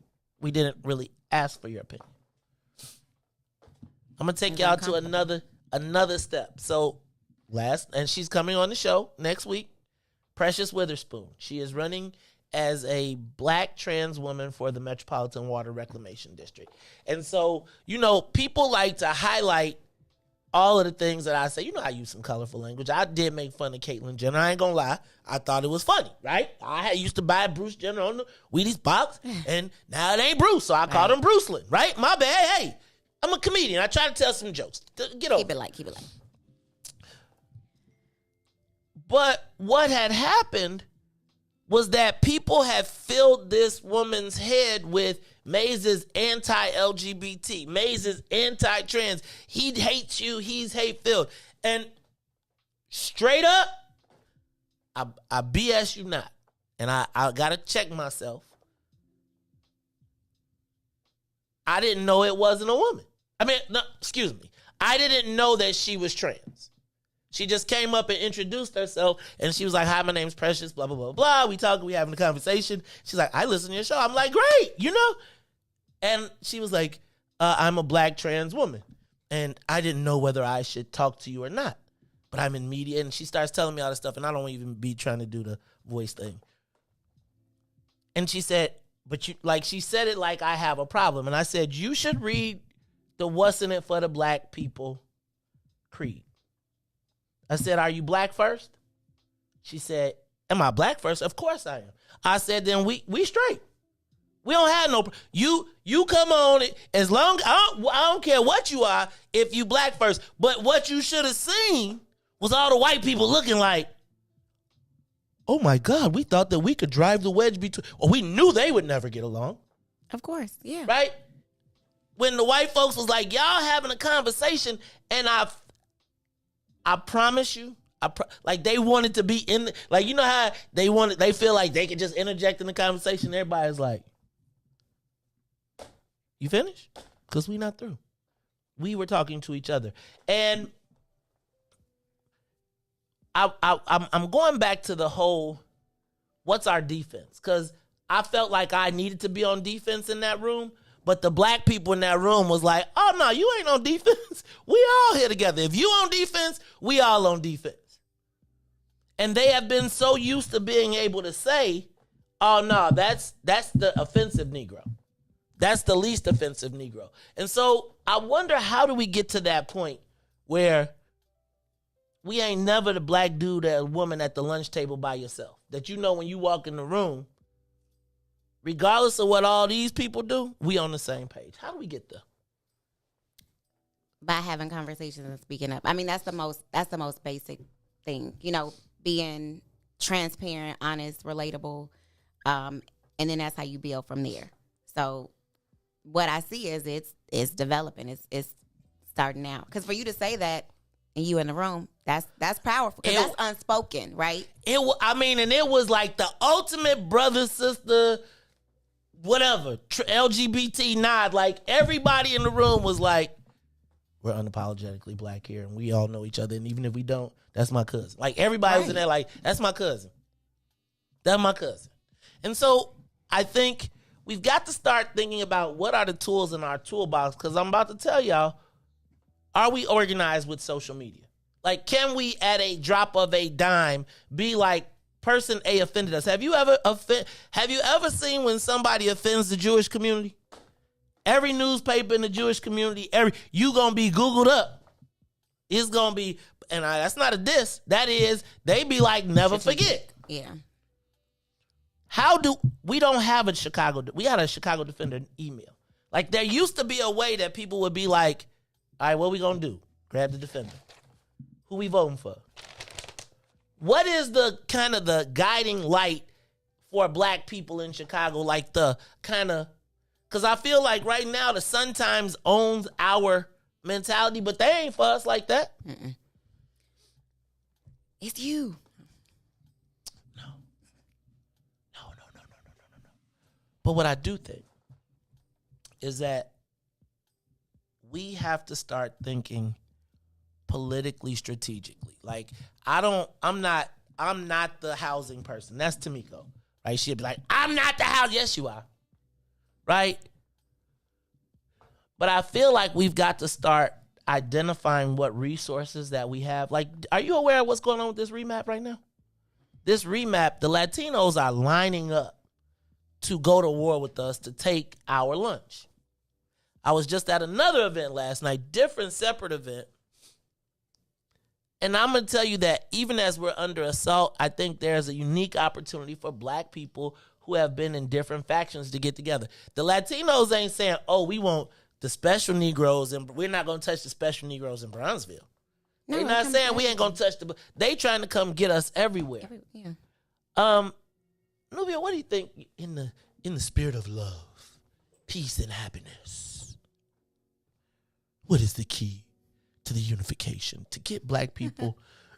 How do we get black people to not see each other as enemies? Because I'll be honest with you. A brother walk in the room, I'd be looking like, I could take him. I could take him if I had to. Instead of being like, we could take them. I'm trying to get to the point. Now I'm in a space when I look in the room. Like yesterday, I was looking around the room. I was like, if it go down, I really wanted to ask Precious, can you box too? Like, cause I was like, man, if it go down, everybody got to hold their own weight. But it was like one of those moments where I saw, you know, like when something is growing in the ground and it just peek out, and it was just like, we didn't have a meeting about this, and everybody kind of gravitated to the how. How do we talk to people?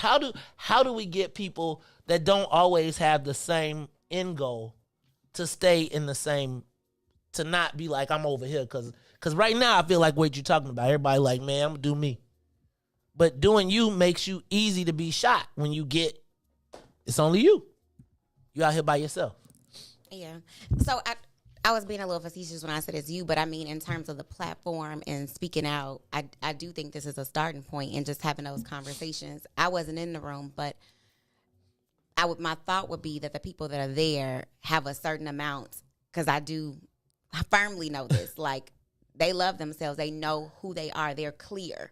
So when you know that, you don't look at somebody else as like, okay, this person is a threat. No matter like with their color, but in terms of our community. And so those conversations have to happen all the time with us just being transparent about what's going on. So, that ain't a strategic answer, but that's just a real answer. Like we have a lot of individual insecurities and traumas and things that we have to address. So it's a process. So we got to get this process started, because I'm here to tell you, it's on and popping in the real world.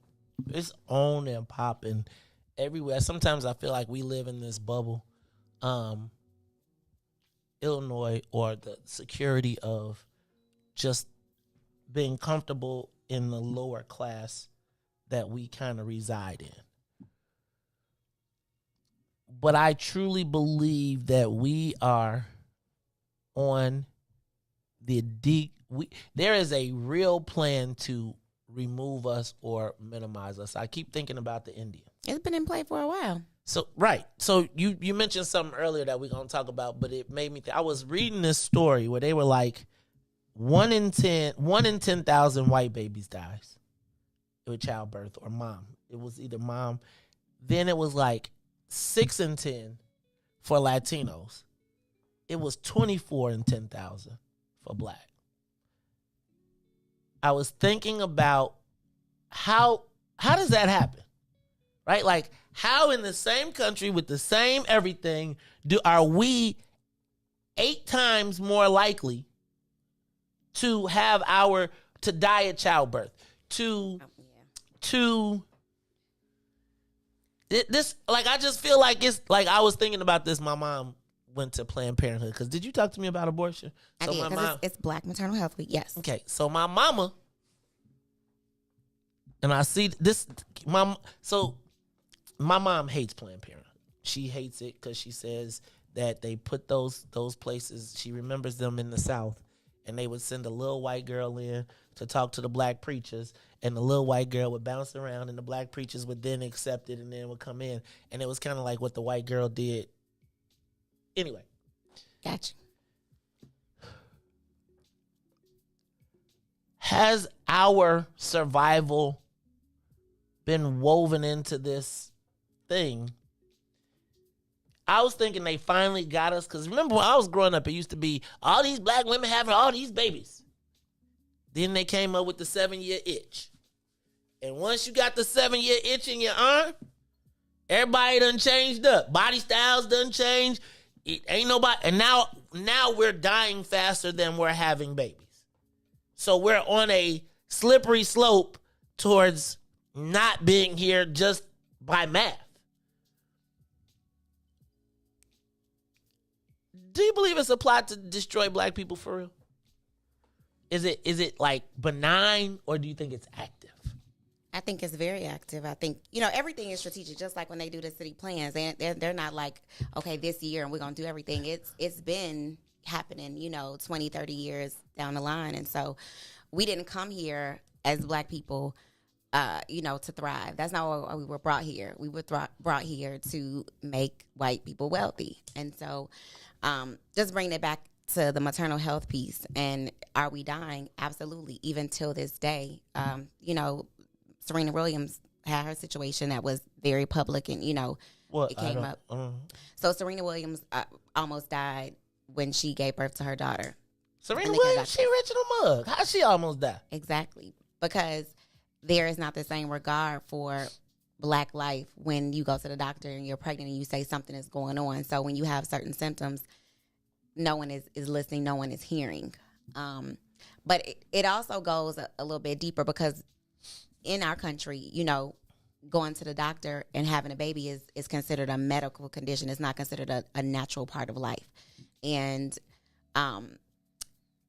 most times when you go, your inclination is to trust the doctor, especially with something that you've not experienced. You know what I'm saying? If it's your first time being pregnant. But if you're trusting someone else with your life and then the life of your child, you are at their mercy.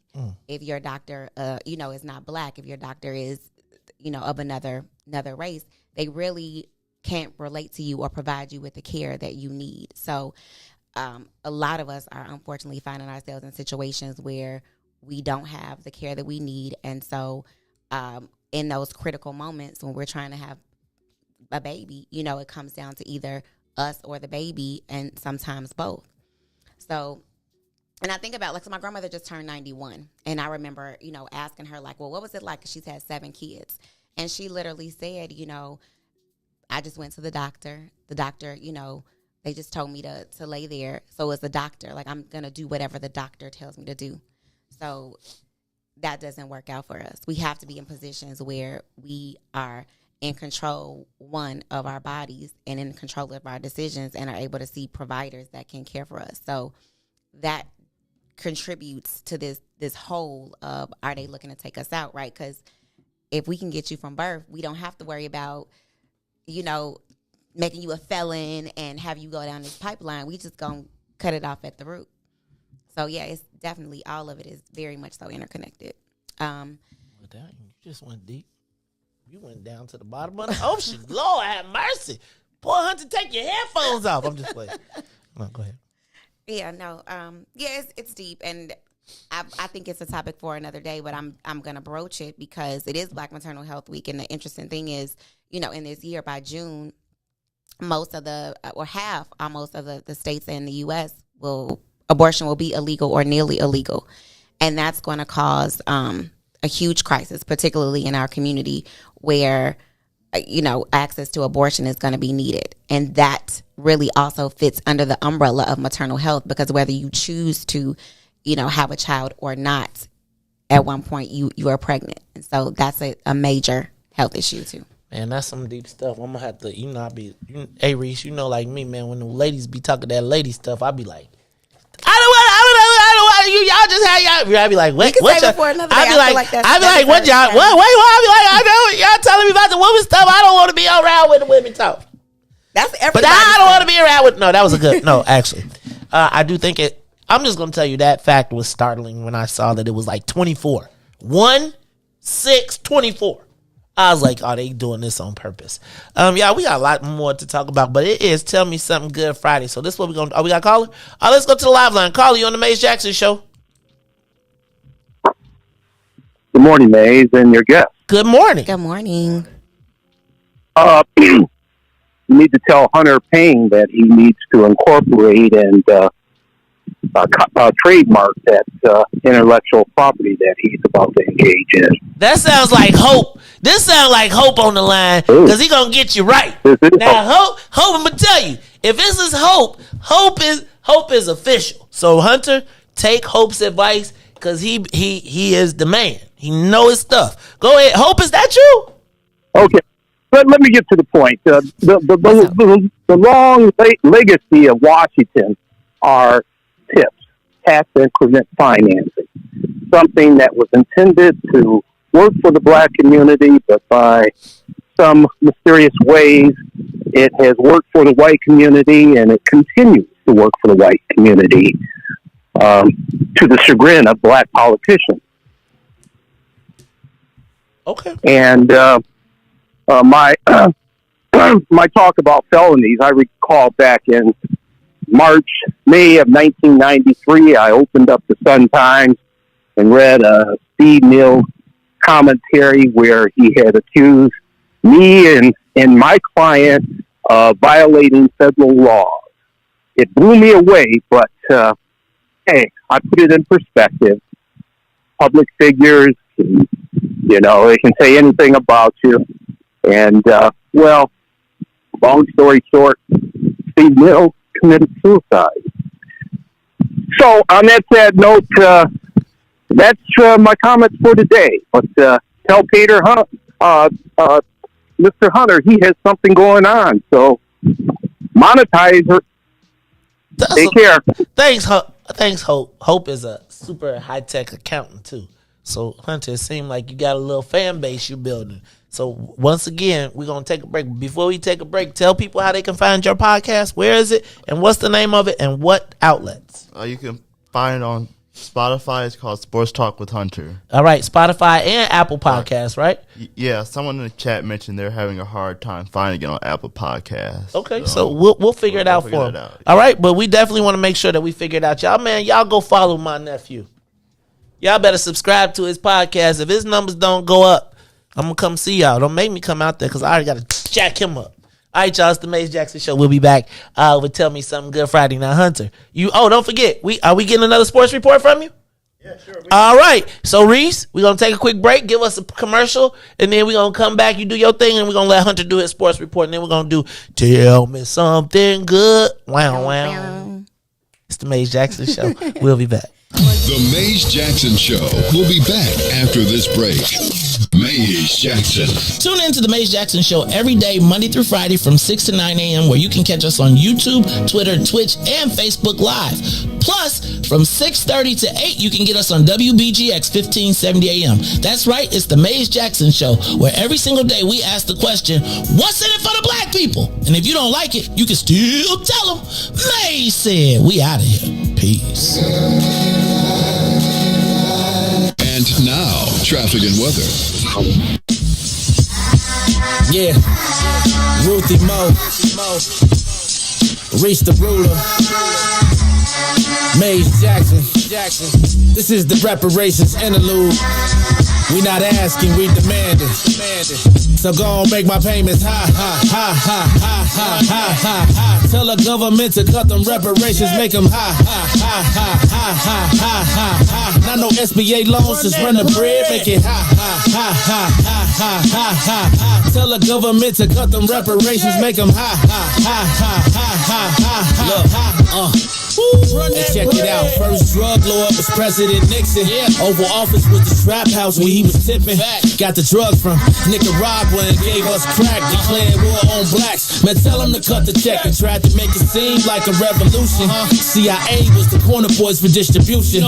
We could tear this country in half for retribution. But I'd rather get some restitution, so tell him to cut the check. John Singleton, man, he already told y'all. He broke it down for you when he made Snowfall. They locked us all up and created whole laws. So send a message like a cold call, tell them to cut the check. Look, we built this city, we built this city. Back, put this country together and gave them hella aid. A lot of blood, sweat, and tears over 400 years. Been punching the clock, but yeah, we still ain't got paid. Look, they paying the immigrants, they pay the Jews. Executive orders, man, they made the rules. I want my 40 acres, you can save the mule. Cause as of right now, we getting played for the fool. Look, for sterilization, Tuskegee experiment, Rosewood, Japanese internment. Come on, was all paid out from the government. We waiting on our turn, we definitely earned it. So make my payment high, high, high, high, high, high, high, high, high. Tell the government to cut them reparations, make them high, high, high, high, high, high, high, high, high. Not no SBA loans, just run the bread, make it high, high, high, high, high, high, high, high, high. Tell the government to cut them reparations, make them high. I'm Hunter Holly, live on the Mays Jackson Show, and today is Jackie Robinson Day, so all players, managers, and umpires will be wearing the number 42 today. And also we have the NBA play-in games, the 8-seed matchups. We have the Atlanta Hawks playing the Cleveland Cavaliers, and the Los Angeles Clippers will be playing the Minnesota Timberwolves tonight. All right, y'all, that's my man Easy P, Hunter Payne. It's the real sports talk with Hunter Holly. Sports talk with Hunter. Sports talk with Hunter. You can get it on Apple Podcasts. You can get it on Spotify as well.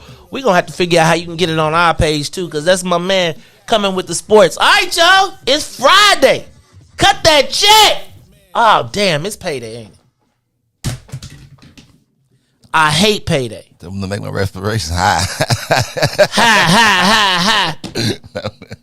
Tell them to cut the check. I be cash apping mugs. All right, y'all, it's the Mays Jackson Show on payday. I just forgot. This was.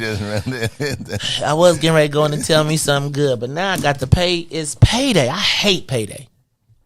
I do. I really do. But it's okay because it's like that's how we get. But that's all right, y'all. It's okay. Tell me something good. Wow. All right, it's the Mays Jackson Show. It is time for Tell Me Something Good. And what is not good is this payday. But I'm going to go around and y'all give us a call. 872-259-7474. 872-259-7474. Tell me something good. I'm going to start with you, Nubia. What you got? All right. So just to follow up on the conversation we were having about Black Maternal Health Week and the status of abortion. Some good news is that a couple weeks ago, the administration released $4.5 million for funding for doulas in communities that are underserved. So a doula, what is a doula? Okay. So a doula is not a midwife or a nurse, but a doula provides critical support during the pregnancy period of a mom, during labor, and then postpartum. So, for example, when I had my daughter, my doula was critical in helping me. That sounds like some African stuff. Is that what it is? Absolutely. Okay. Absolutely. It's got, some African roots to it. But they burn sage? They be like, No. I mean, you know what? If that's in your birth plan, absolutely. It's whatever you need. The doula. Got like tambourines and... that might be in somebody's birth plan, but a doula is all things support. So the doula helped me with birthing positions, placement of my hips. I had sciatica. So anything related, diet, your doula is going to offer support. They just got, they've done it before. They give you that knowledge in the room. My doula, if it was not for my doula, I would have my child on the side of the road. That's a whole other thing when you talk about maternal health. And then after postpartum support, mamas need support, right? Everybody doesn't have a village. You juggling a lot. You are dealing with what I consider it postpartum grief, not necessarily depression. So a doula is critical to new mothers and all moms, really. Now, is that for Black people only, or do white people have doulas too?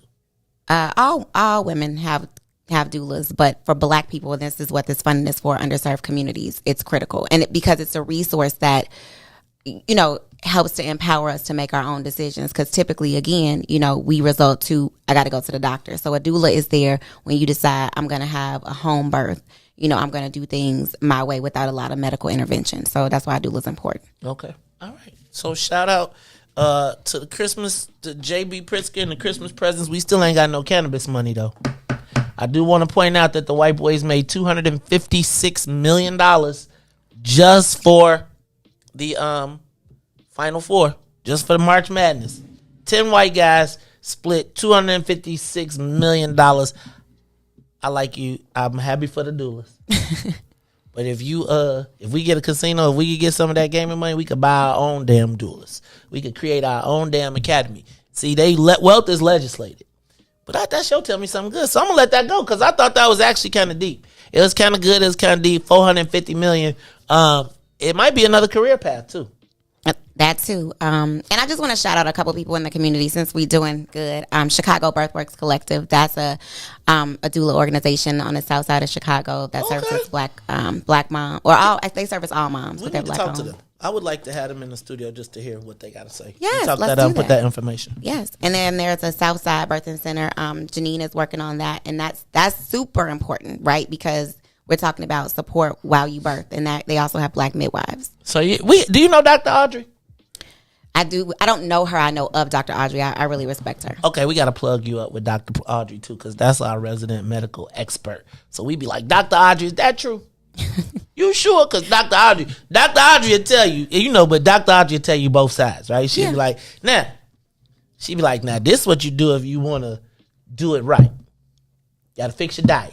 Brothers be like, you got a pill for that. Don't nobody want to fix their diet. I'm with I just Dr. need a Audrey. pill. Fix the diet. Dr. Audrey be like, look, get your... As I get my half gallon of water. Fix your diet. Are you a vegan too? I eat. What do you? I don't want the chickens to get their feathers ruffled. So that's also nutrition is also another conversation. I'm gonna say this really quickly. So I'm gonna go back to being a vegan. For the last 4 months, I had started incorporating meat into my diet because me and Z, my daughter, went to Senegal, and I didn't have the option to be vegan. I wasn't gonna starve, but I was dealing with low energy, and so I was like, well, dang, I've tried everything, so I went back to eating meat. Short answer is that didn't give me more energy. So yes, I am going back to being vegan. So I wanted to be honest for those who know me, you know. Right. She will tell. Like, shout out to brother Sadiq. We was together this weekend, and brother Sadiq, we at the reunion. How come the vegans always? Man, y'all know ain't nobody. Man, how you gonna come to the barbecue mad? We had called a barbecue, dog. Bring your patty with you. You know what? If y'all gonna eat meat, need some veggies. That's all vegans ask for. Some good quality sides. They don't. They be like, is there eggs in that? Exactly. Is there no some dairy. milk? Excuse me. That I'm consistent with no dairy. Did those? Was there any? Did the water have a chicken in it? We love y'all. Point? We just want y'all to be here and be healthy. That's what it is. See, the love. Can we get? We need the Chicago cut version of vegan life because that's my joint. All right, y'all. It's the Maze Jackson show. That's my girl Nubia. Let me tell me what y'all thought. I'm gonna let y'all go ahead in the comments. You be thumbs up or thumbs down. You did all right today. Look, you looking like the den will put it on you. Right. The den will hurt your feelings. I'm gonna tell you. You know what you was just talking about that midwife thing. Did y'all hear Dr. Wilson? I didn't know. Us, Dr. Wilson came on and told us his mama had him and had to be back in the field an hour later and was dragging him on a sack while she was picking cotton, and he was all of that bleeding, all of that. That's deep. That is deep. And he's still alive. So anyway, I just think he had a different year. All right, it's the Maze Jackson show. It's Tell Me Something Good. Easy Pete. Tell me, dog, what you got. Tell me something good. What happened to you good this weekend, or what you got? What's going on? Tell me something good, Hunter. Something good for me is that I'm on Easter break right now. Easter break. So wait, now did it just start, or does it? So are you off next week? Yeah, I'm off Monday and Tuesday of next week. But you was off all this week. No, I got out. My first full day of break was Thursday. So. Okay. So they don't make you go you don't get like a whole week off? No, we already had our spring break already. So, okay. He got two spring breaks. I get 2 breaks. These Catholic kids, boy, they be spoiled. They be spoiled. All right, now, I know you're going to be eating good on Sunday. I know you're going to go over to Aunt Vets and get you some ham, watch some basketball, tell Uncle Don I said what up. You got your Easter dinner, right? Yeah, we got Easter dinner. There it is. Okay, so you gonna eat good. What's your favorite meal for Easter? What's the best thing on the menu for Easter? By the way, I'm about to kill them caramel cakes. They brought me 2 caramel cakes, so I'm about to smash. Yeah, I'll probably say the mac and cheese. The mac and cheese. All right. Now you know how to make mac and cheese? No, not yet. You know how? What do you know how to cook, Hunter? Burgers, chili, mostaccioli. Hey man, you gonna have to make me a plate, man. You gonna have to make me a meal one day. I'm gonna have you and Boog over. Y'all gonna have a cook off. We're gonna get it in. All right, that is Tell Me Something Good from my man Easy Hunter Payne, Easy P in the building. What's the name of that podcast one more time? Sports Talk with Hunter. That's what I'm talking about. You can get it on Apple. You can get it Apple and you can get it on Spotify. And I just got me a Spotify account. And I paid for it, so I'm about to get it easy. I'm about to be on your squad, and then we're going to share it on our page. And I'm going to tell everybody out here, go out there and check Hunter's podcast out. Please subscribe. You see, I want to, hey, man, this young brother, sometimes we take our people in the crib for granted, right? Like, my kids be like, it's dad. But it is always a pleasure when a young person reaches out and shows the incentive or the initiative to say, hey, I want to learn. And so with that, it's like my mission.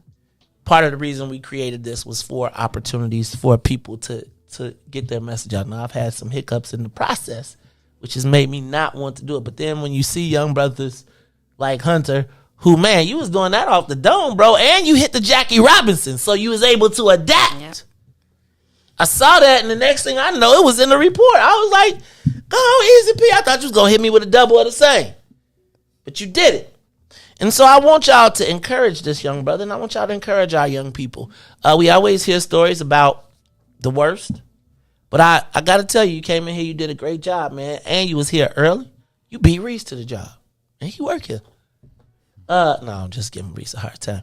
But Hunter, I'm super proud of you, man. I love what you're doing. I remember when we toured Marist, and they had that podcast and video newsroom, and I was kind of excited about it myself. And it's so great to see that you have taken media seriously. And I'm going to tell you, what you're doing right now is something that can go with you for a long way. So remember, every show you're doing is an audition tape, right? Mm-hmm. Somebody out there is going to listen. Somebody is going to say, I need that guy.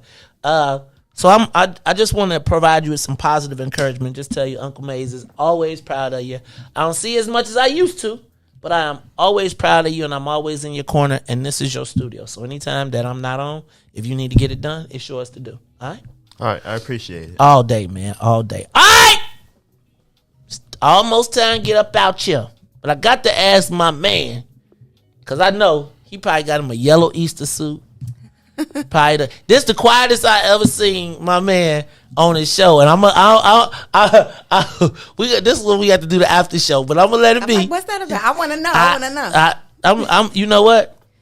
What is known? Let me. No. What did my man just hit me up? He said, "Hold on," because he hit me up. Hold on. Jesse K hit me up, and he said, "One thing I used to tell you is,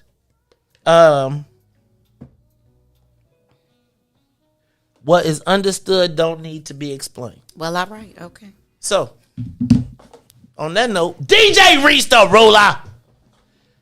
Hey, man, I know it's that Christmas, it's that spring break. Now, around spring break, Riis' son come home and be around here, walking around the house with no shirt on. And I be trying, we both be like, look, the only people who can walk around our houses with no shirt on is us. But these kids, you know, they be lifting weights. They be thinking they tough. They be getting old. So then they be wanting to take that. My son be walking up. I be like, boy, if you don't put that shirt on. Got flex. Right. He don't want to be in the refrigerator with the shirt on. Boy, if you don't get out my refrigerator. Now, my man. Baby boy in my refrigerator. DJ Riis the Ruler. It is Friday, man. Tell me something good. Oh, man, since you already brought it up, it's payday. You know, leave here. You know, it's payday. My son comes in today, so I get to hang out with him from college for a little bit. I actually hired him for my event that I had tomorrow. So if y'all want to come out and hang with me at my Painting and Sip event, I'm gonna have a couple of sponsors coming through. I got TP in the building. TP coming through. TP, All right, go ahead. Come through. Big so Swill. Yeah, gonna come through. I got Ruthie Mo. So it's gonna be a live, like a live one in Easter.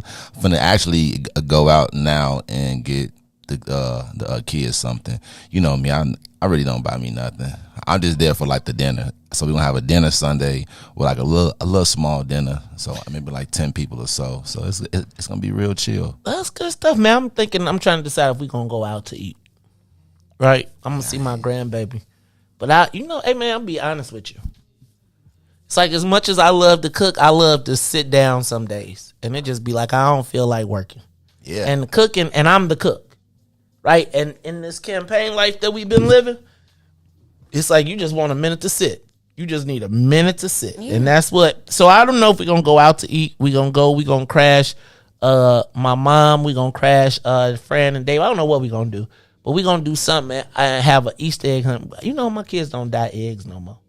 Oh, but maybe Jersey, I want to start dyeing eggs. All right. They don't dye eggs. They don't do speeches no more. They don't even got no Easter suits, man. I had an Easter suit, boy. Every year, 3-piece gray pinstripe, boy. Brightest suit you can find. Give me that one right there. The one that got this bright with stars on it. Oh no, you was out west. You know how we go. You already know. You already know. No, I was like, let me get the classic cut, please. I'll take a double breasted. No. It's all good. It's all good. All right, Riis, that's good, man. I always like when your kids come home because Riis be happy his son come home. I'll be like, it's like I'm ready. I'm not ready for my son to go to college because he just got his driver's license last week. And it was tough to watch him drive off because I was like, I remember when Milan got her driver's license. And I remember the first time it was like the cord was cut. Like they can go, like once you give them the keys and say, okay, you can go, it's like they gone. And it's like that clock goes so quick after that. I remember Milan was driving. The next thing I know, we was taking her to college. So I know that, but it's also good to see the growth and maturity. So I'm gonna tell me something good Friday. I got a few things. First of all, I gotta thank Brother Anthony Muhammad and Sister Karima for yesterday's show. While we were broadcasting to you all, that was, I feel like, a divine intervention moment. Messengers and messages come from different places. And sometimes y'all put a lot on me, like a lot. Like that's pressure. Some of the things that I feel like I got to live up to are pressureful. But diamonds, damn it. Diamonds. But Brother Anthony and Sister Karima put a message on my heart yesterday, right here on this show, that sometimes the minister needs to be ministered to. And I got ministered to yesterday, and I had a true healing come over my soul yesterday. And I know I don't be like trying to be super emotional, but it was deep. It was deep, and it was something that I needed to hear just because I'm very concerned about always never over assuming the relationship that I have with my audience or my people or black folks in general. And I really honestly never really want to let us down. And so what winds up happening a lot of times is I put myself under a lot more stress than I need to be, because we all trying to figure it out. But yesterday was just one of them days where I really didn't need to talk. Look at the comments. I ain't need to see nothing. Those two just really filled my spot. And it was kind of crazy because Ruthie gave up her chair, and I'm glad she did. And she sent me a note like, I don't know, the Spirit moved me to move my chair up yesterday. And so I sat out and had to do a phone call. I was like, because how you schedule a phone call during my show? And you work from 6 to 9 twice a week. So how you schedule that? But whatever happened, it just be reaffirming. Every time you got a question, you be like, whether you want to call it the universe, whether you want to call it God, whatever it is you want to call it.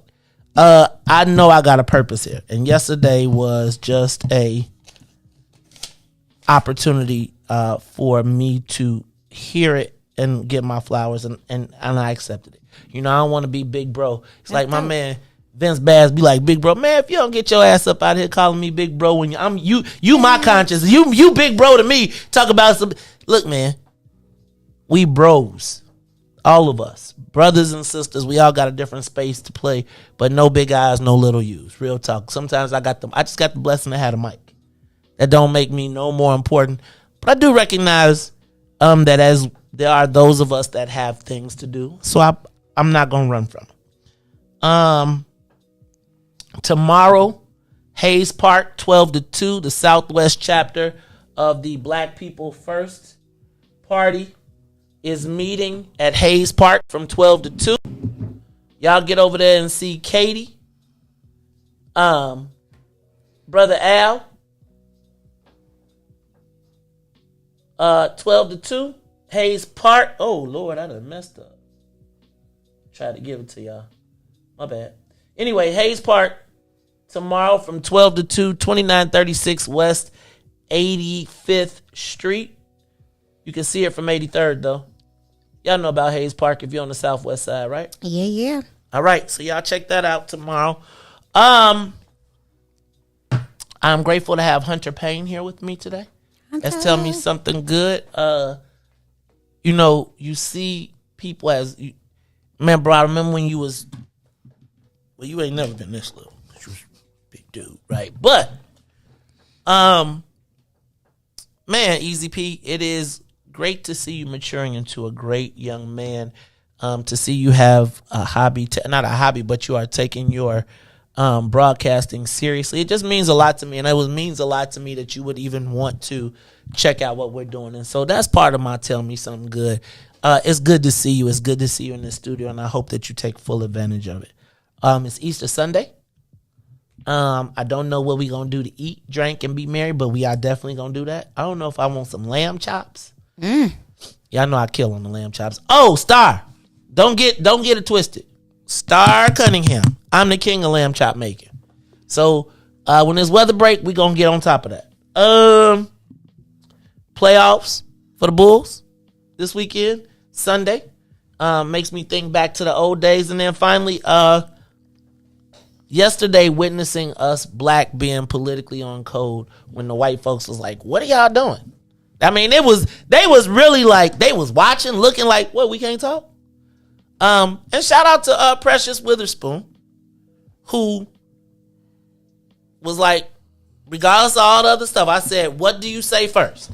She said, I'm black trans. And I was like, well, there's the answer. I said, do you believe black people first? She was like, I certainly do. I was like, see you on Saturday. See how that worked? Riis, we got callers. Somebody want to tell me something good? Tell me something good. We might go just a little bit late. Go ahead, caller. Good morning, Maze. Good morning to your guest. Good morning. DJ Riis. Yeah, good morning. I want to give a little shout out and a little soul food to Brother Devo. Shout out to Devo. Poured his heart out yesterday. Yes. He poured his heart out yesterday. And, it just reminded me of how difficult it is to spend your whole life, touring this black man role. And so Brother Devo, I want you to pull up Curtis Mayfield. And the song is called We're a Winner. And I think that will boost your spirits and, help you through when things get tough. For the ladies of Whisper family in New Era, Chicago, I want to say I'm really proud of how you guys went to Springfield and did your thing. Our women always seem to have our back, even sometimes when we don't deserve it. So I just want to recognize that. The brothers went too, though. And for you ladies, the brothers went too. Brothers did go. They did. Yes, they did. But for the ladies, I want you to pull up Curtis Mayfield. I'm so proud, and play that. That's my flowers for you ladies. And next time, maybe I'll take the trip out to Springfield with you guys. I used to work down there. And the people in Springfield, they don't like Chicagoans. I think they come down there and create trouble. Raise their taxes. Politics and stuff like that. But and they ain't Cub fans, you know. They St. Louis fans. You know, they rather go to Busch Stadium than Wrigley. You know, of course it's about half the time to get there. Me too. But yeah, I know. So I know how you are. But next time, you know, I'm going to forget all that and roll with you guys. Come on with it. It's room for everybody. Like the thing, this is a growing movement, right? And so thank you for your call. You know, first of all, most of the time when we take action, it is a lot of women. So I got to tell you, I was super proud with the number of men that got on the bus as well. And thank you to everybody that contributed to pay for the bus, the whole you did. Reese, anybody else up there on that line? All right, look, y'all. It is about 9 o'clock on a Friday. And it means that we got to get up out of here. It means we get ready to have us a weekend. Y'all be careful now, because y'all know. Reese, you know what you need to turn on right now? Because it's Easter weekend. So you should play God's Gonna Turn Around. Glory to Gethsemane, Golgotha to the grave, and the grave back to glory. God's gonna turn it around. This the Easter song. People don't realize, but if you listen to the words, Gethsemane, that's when he was in the Garden of Gethsemane. The Golgotha was where he got crucified. The grave, and the grave back to glory. This what this song is. I want to hear. I have not heard this one. So let's listen to it. Okay. It is this is from our very own Church Chicago. Pastor Terrence Daniels, Angie Mims, Terrence Keys. Listen to this our Easter song though. I'll turn it up, Reese, so she can hear it. And then listen to it.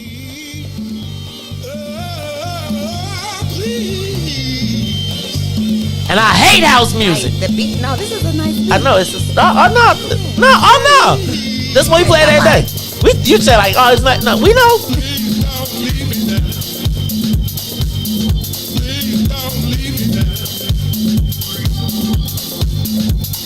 Please.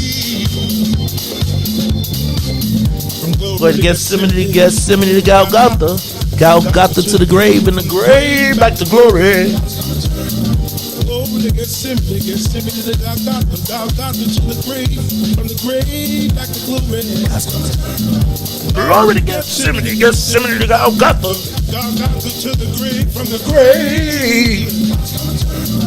Glory to Gethsemane to Golgotha. Oh, Golgotha to the grave, from the grave back to glory. Oh yeah. It is Easter weekend. It is Good Friday.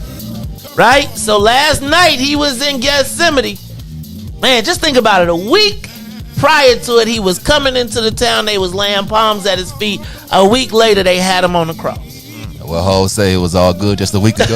Hey, man, you see how the people would do you, right? That's why you always got to stay on guard, y'all. This is the Maze Jackson Show. I am the host, where every single day we ask the question. Oh, let me back up. So for Riis, for Nubia, for my man Easy P, better known as Hunter Payne, I am the host of the Maze Jackson Show, where every single day we ask the question, what's in it for the black people? And if you don't like it, you know what you can tell them? You can tell them, Maze said, we out of here.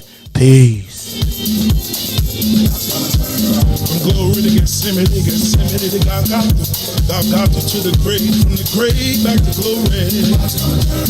Glory to Gethsemane to Golgotha to the grave, from the grave back to glory. Glory to Gethsemane to Golgotha to the grave, from the grave.